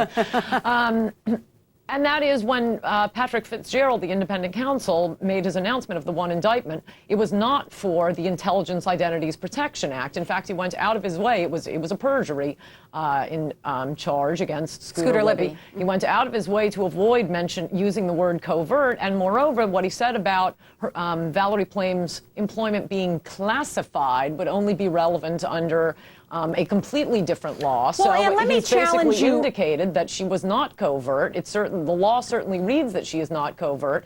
Despite his announcement, his press conference, many in the media continue to describe her as covert. Well, this lawsuit is going to end that, I think. Well, to be clear, here is exactly what Patrick Fitzgerald said. He said, quote, in July 2003, the fact that Valerie Wilson was a CIA officer was classified, but it was not widely known outside the intelligence community. Valerie Wilson's friends, neighbors, college classmates had no idea she had another life. The fact that she was a CIA officer was not well known for her protection for the benefit of all of us. Valerie Wilson's cover was blown in July 2003.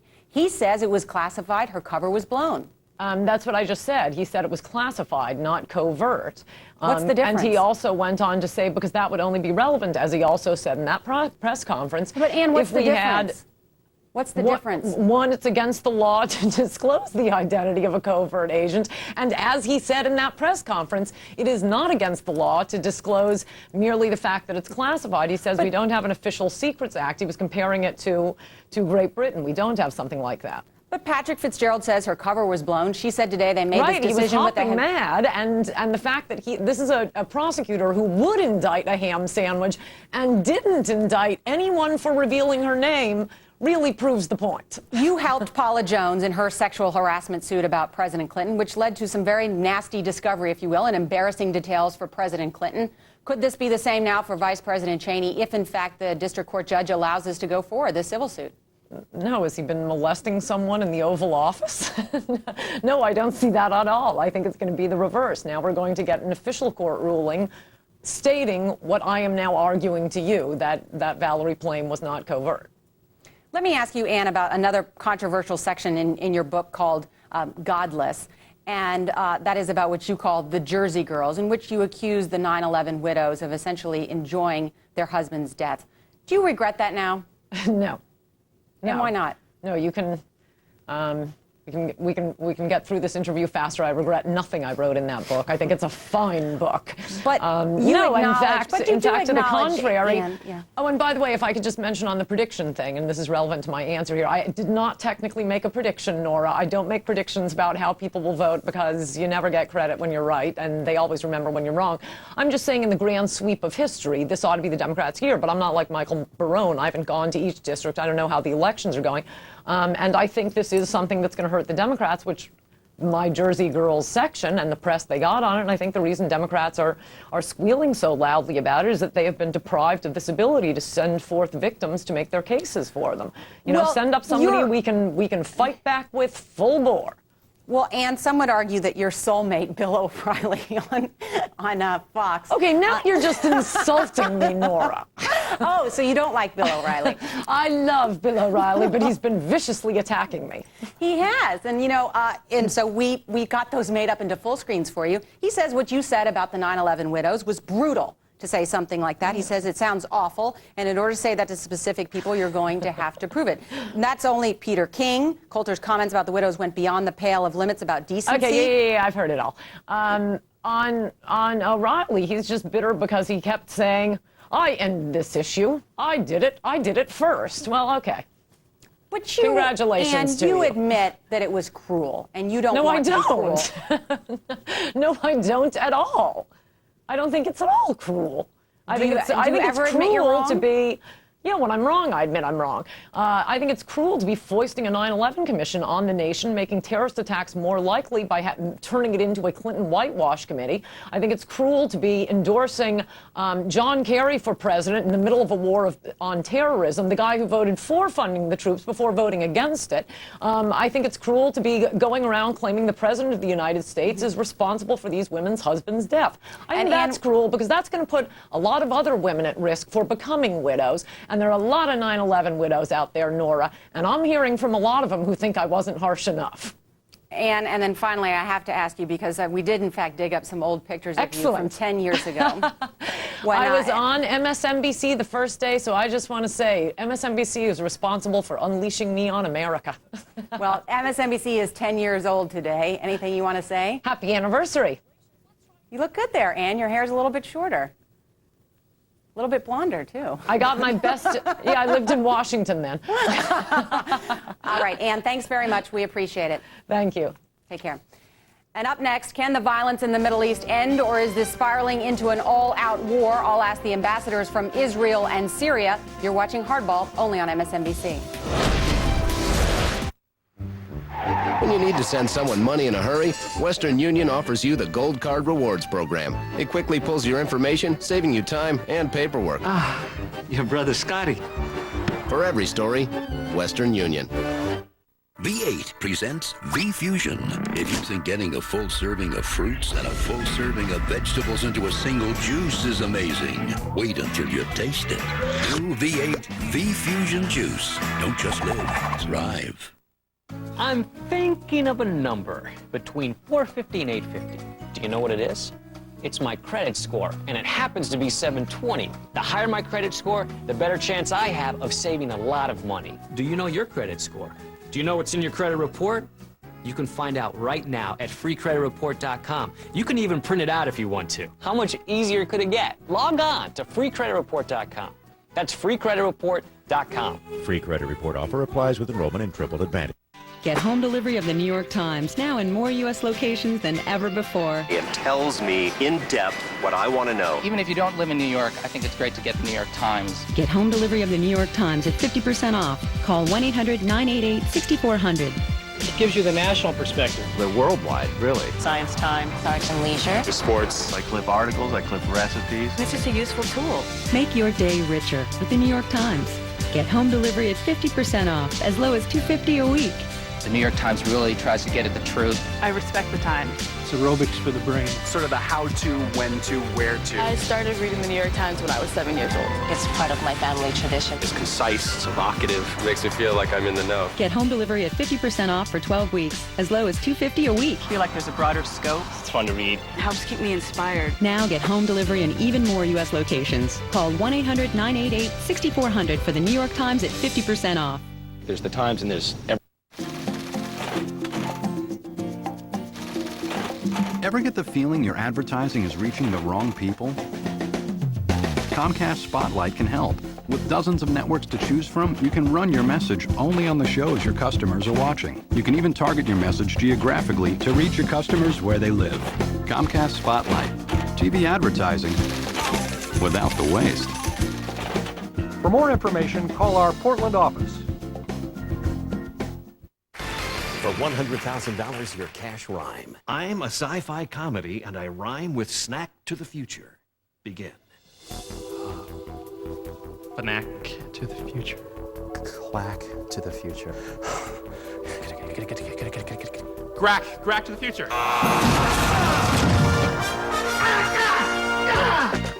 Don't be a culture fool. Catch up with over 100 free movies on demand with Comcast Digital Cable. It's Comcastic. To bring you television's most honored political news program, Meet the Press with Tim Russert.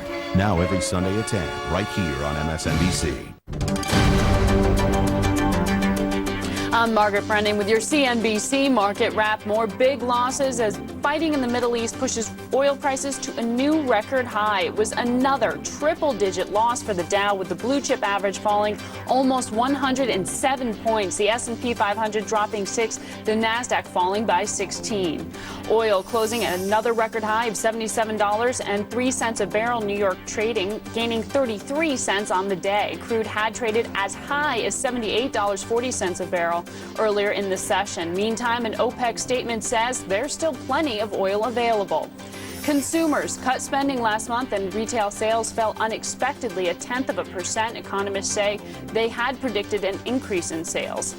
Petco Animal Supplies agreed to be acquired by two private equity groups for about $1.8 billion. Petco shares rising today more than 43%. And Nissan Renault's CEO Carlos Ghosn says there's no alliance yet between his companies and General Motors. Two top executives from the automakers holding talks in Detroit today. Now, back to Hardball.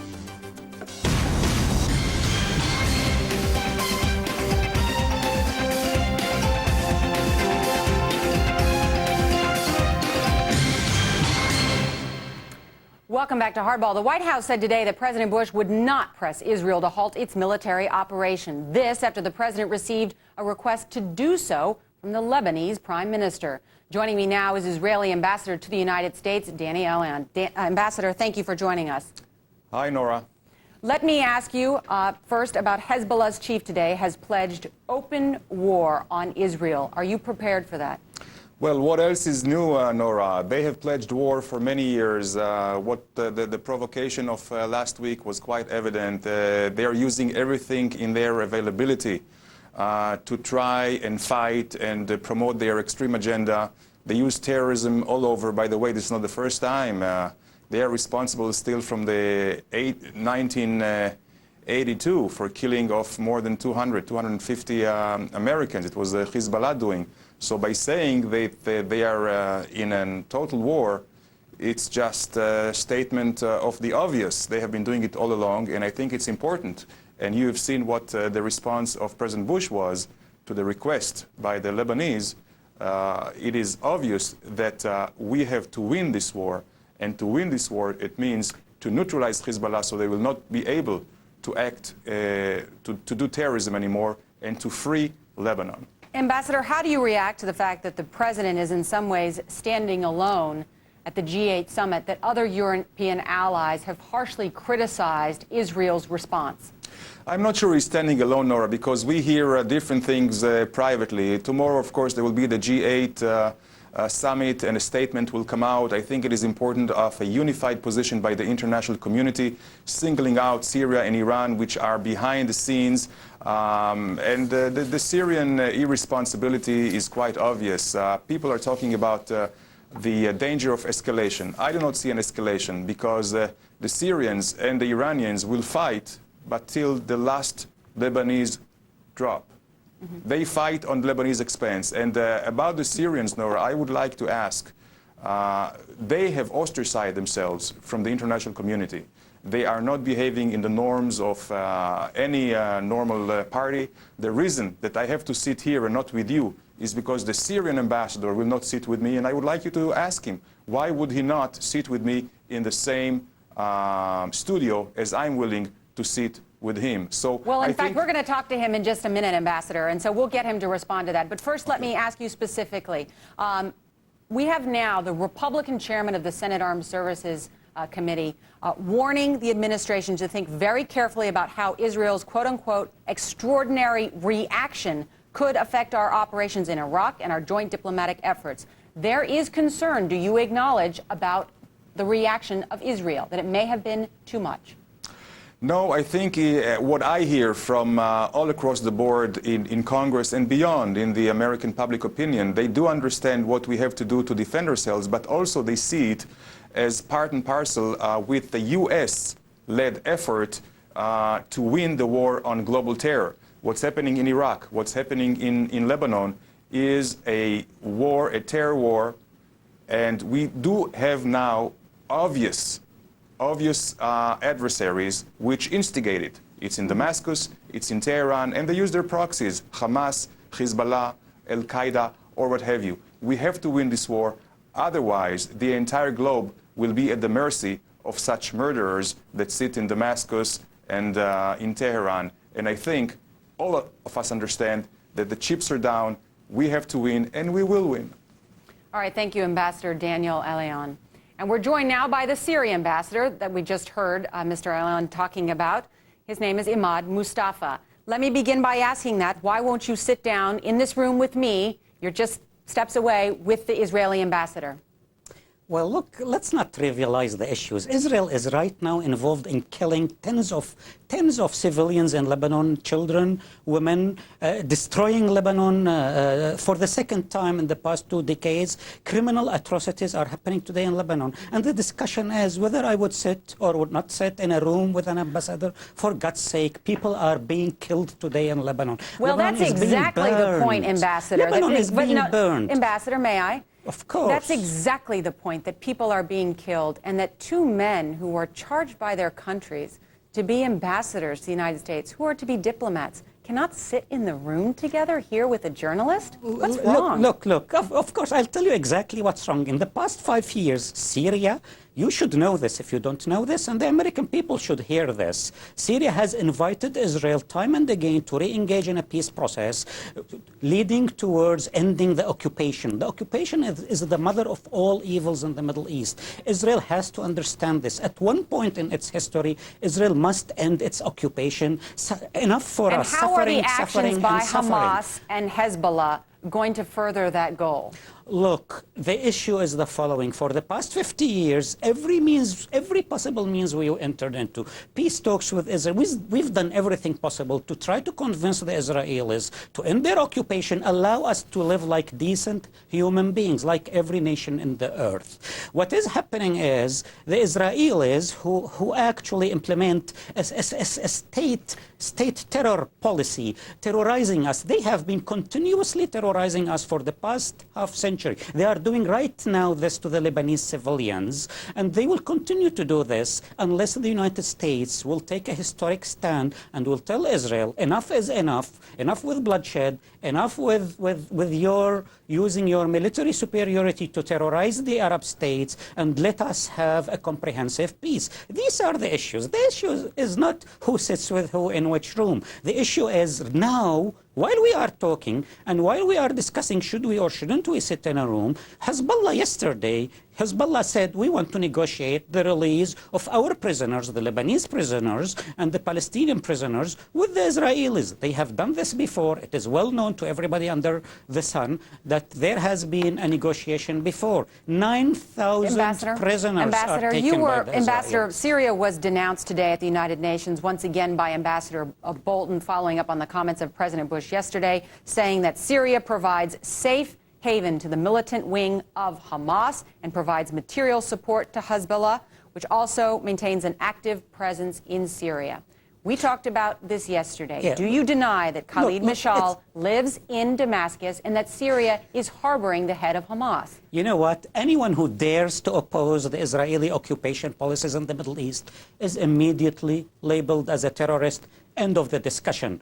Is Hamas a terrorist organization? What I am trying to say is the following. Today, the Palestinians have been living through miserable conditions, despair, unfairness. This is so much. This is so much for humanity to accept. And yet, Mr. Bolton happily would sit in the United Nations and say, Syria is to blame, Iran is to blame. While Israel is doing the killing, while the hands of Israel are immersed in blood, Mr. Bolton is blaming Damascus. In the past 2 days, Damascus, and here I will repeat this on the air, live, that we are asking the world community to interfere towards stopping this bath of blood that is happening today in Lebanon. Syria, in the past 3 days, has asked the world community to interfere with Israel so that the Israelis will listen to the sound of the voice of wisdom, and the hostilities will cease. All right. Ambassador Mustafa, thank you very much. You are welcome. That was an interesting segment, and I hope our viewers get a sense of what's going on, that two ambassadors will not sit in the same room together, will not respond to one another at the same time, and that's why that interview was set up in that particular way. And up next, former CIA officer Bob Baer will give his take on the situation. He has been all over the Middle East and knows what it's like on the ground. This is Hardball, only on MSNBC. Is your relationship in its early years, or are you old pals? Are you close friends in the great indoors, or a family in a full house? Are you living the Purina Catch-Out way of life? Essential nutrition for each life stage or lifestyle, and access to behaviorists, nutritionists, and vets for a happy, healthy life together. Physical, emotional, complete. That's the Purina Catch-Out way of life. Kittens need extra protein for healthy development. Feed them Purina Kitten Chow Nurturing Formula for a healthy way of life. Attention homeowners with adjustable mortgages. Has your monthly payment increased? Is it about to go up again? Do you have credit card or other high-interest debts? Would you like to consolidate and lower your total monthly payments? Then now's the time to refinance to the security of a new low fixed-rate home loan from Ditech.com. We'll guarantee you the lowest rate and fee even if you have a credit problem. Log on to Ditech.com or call 1-800-71-FIXED. Coming up, more on the violence in the Middle East. Could it explode into an all-out regional war? Can the U.S. do anything to stop it? When Hardball returns.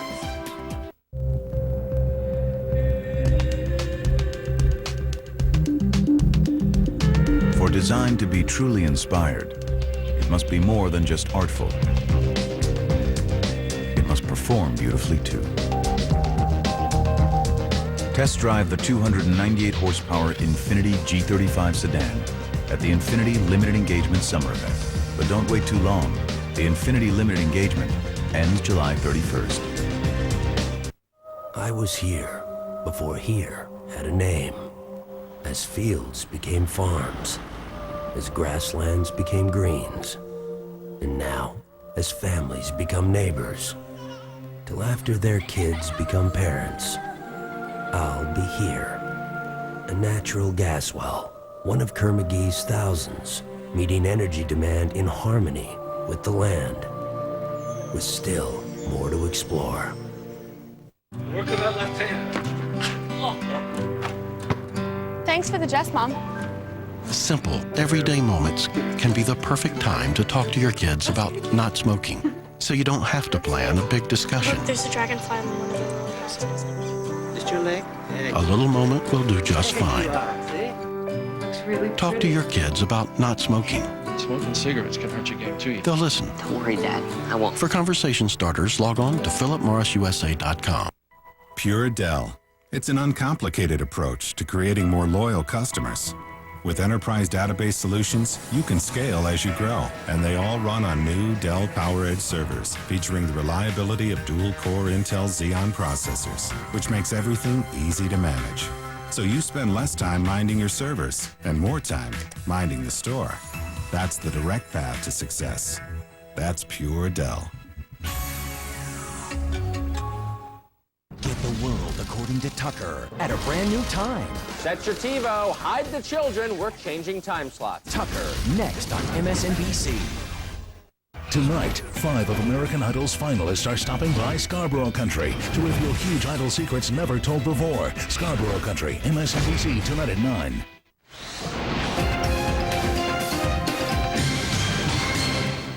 Welcome back to Hardball. Bob Baer knows firsthand how much power Hezbollah has in Lebanon and who controls their purse strings. He served as a CIA officer in Lebanon for many, many years. And more recently, he's been working on a documentary on Hezbollah in southern Lebanon over the last year. He's also the author of a new book called Blow the House Down. I asked him whether it's possible for Israel to wipe out Hezbollah with this latest action. They could with an enormous amount of force, but keep in mind that Hezbollah is centered in a part of Beirut, which is in essence a slum, and you would have to knock that slum down, an enormous amount of casualties. Well, in fact, of course, as you know, Israeli warplanes were dropping leaflets late yesterday in Beirut, warning civilians to get out of the way. And then today, they went directly after the house of the Hezbollah leader, Sheikh Hassan Nasrallah. They did not get him, but Nasrallah has since responded saying, you want war? You got it. And now Hezbollah says open war with Israel. What does this now mean? I think what we're seeing here is, well, first of all, we have to keep in mind that Hassan Nasrallah is an Iranian agent. He's not an independent actor in this. So the taking of these 2 soldiers in the south was an Iranian provocation. The question is, what are the Iranians going to go after next? It could be taking hostages in Lebanon. It could be targets in the Gulf. It could be more advanced missiles hitting Israel. It's hard to tell at this point, but I think that you should take this guy seriously. He's been involved in terrorism for 25 years, and he can conduct operations all over the world. And in fact, what you're saying that it is not only is Hezbollah acting with the tacit approval of Iran, but you think that they are acting with orders from Iran, from Tehran? Oh, I think absolutely. Intelligence has shown us that Hassan Nasrallah is an Iranian. He's an asset, if you like, and he gets money from Iran. He takes orders. He was involved in the hostage taking in Lebanon in the 80s, attacks on the U.S. embassy, and it was all at the behest of Iran. You have lived in Lebanon for many years, and part of the concern is that the Lebanese government has not done enough to rout out Hezbollah over the years. That's certainly the case that the Israelis are making. Should Lebanon have done more so that it would not have led to this point? The Israelis are wrong. The Lebanese army cannot control Hezbollah. Hezbollah is much more powerful. If the Lebanese army went after Hezbollah, I think the army would break up as it did during the Civil War. Remember, it's divided between Shia and Sunni and Christians, and even unified, they couldn't beat Hezbollah. Hezbollah is a potent force. Let me ask you, the Israeli Prime Minister Ehud Olmert said today that Israel will stop when Hezbollah disarms. Of course, we've been trying to get Hamas to disarm for years. There's no sign that Hezbollah will disarm, is there? No, they're going to have to do it by force if they intend to do it. And so how long is this going to last? Bloody. I mean, what is the end point? Well, this is the problem. You know, if the Lebanese government disintegrates, which is possible, this will affect the Syrian government. It could cause problems in Syria. We don't know. We may just see an arc of chaos from Iraq, Syria to Lebanon. That's the worst case scenario. Is there anything that President Bush should be doing to make sure that this does not spread into a wider regional conflict? Well, he can try to work with the Israelis, but remember, there's no real return address for Hezbollah. We don't talk to them. There's no center for this. They're spread out. With the Syrians gone from Lebanon, we can't even really go to Damascus and make them do anything. And on the other hand, Bush can't tell the Israelis saying, hey, you know, we can't stop these provocations, learn to live with them. So we're in a mess. Well, in fact, major U.S. allies said today that they condemn what they called Israel's inappropriate use of force, in some of their words. The President of the United States spoke on the phone today with several Arab leaders, but did not speak with Ehud Olmert, the Prime Minister in Israel. Why do you think that's the case? I think we're very mad at the Israelis because I think the White House understands that Israel has overreacted this, because taking down a democratic state in the Middle East is not going to help any sort of peace settlement. When Lebanon was once one of the bright spots that this administration pointed to as a democracy growing in the Middle East. Yeah, exactly. Lebanon democracy and the Palestinians democracy, and what we've got in both cases, radical Islamic governments, which are hostile to us and Israel. All right. Well, thank you to Bob Baer. Very interesting. And the book is called Blow the House Down. And when we return, Republican strategist Matt Dowd and Democratic strategist Mike Feldman will be here. You're watching Hardball, only on MSNBC. Hey, try one of these new 100-calorie packs. It's chips. Yeah, but I bet you get, what, 3 chips in this pack? No, you get this many. Hey! Wow. All this for 100 calories? These are good. New Ritz Chips 100-calorie packs from Nabisco.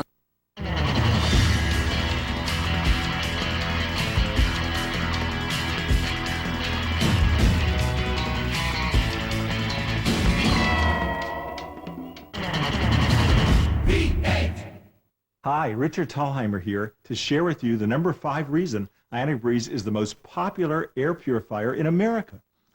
It's the only one where you never have to buy a replacement filter. That's why most air purifiers don't work. People forget to change the filters, but Ionic Breeze has a permanent filter, and you'll be amazed to see what it collects on that grid, and so happy it's not in your lungs. Please, let me send you an Ionic Breeze for your own 2-month home trial. I guarantee you'll sleep better or feel better, and if not, call me for a complete refund. I'll even pay the shipping both ways. You have nothing to lose and everything to gain. We all deserve to breathe fresh, clean air, especially in our homes. With the Sharper Image Clean Air Now campaign, you can. For the very first time, America's most trusted brand of air purifier is offering an additional Ionic Breeze Quadra for free. The Ionic Breeze charges incoming air, so pollen, dust, dander, and other irritants attach to the collection grid. Then air passes through the new Ozone Guard grill coated with Premier Catalyst coating, recognized by the EPA as a newer way to reduce air pollution because it helps convert smog and ozone into pure oxygen. You have to move air to clean it, and the Ionic Breeze cleans and circulates air with no fans, no filters, silently. Order today and we'll give you a free $69 bathroom Ionic Breeze to keep small rooms fresher 24 hours a day. We'll even pay your shipping so you can use the Ionic Breeze risk-free for 2 months. If you decide to send it back for any reason, we'll pay that shipping too and keep the bathroom Ionic Breeze as our gift. But that's not all. For the first time ever, call right now to find out how you can get an additional Ionic Breeze Quadra for free. That's right, it is amazing. A free Ionic Breeze Quadra. To order, call 1-800-509-5800. Don't delay. Call now. VHIX.com helps people find the car they want at a dealer near them. How do we improve that user experience? Include a vanity mirror so people can get an idea of how they look in their new car. Give them a free VHIX comb, too. And your idea? VHIX TV. Not just web pages, cool video test drives powered by Wheels TV. Cool video test drives, now at VHIX.com. Just click Autos on Comcast.net. Nice move. Speaking of moves, where are you putting your money these days? I'm in CGM Realty Fund. A real estate fund? You? You get the potential long-term capital appreciation of real estate, the convenience of a mutual fund, and it's managed by Ken Hebner. Good point. Maybe the last one you'll score on me. Touché. Call 1-800-CGM-INFO for current performance information and a prospectus. Read the prospectus carefully. You are sharp today.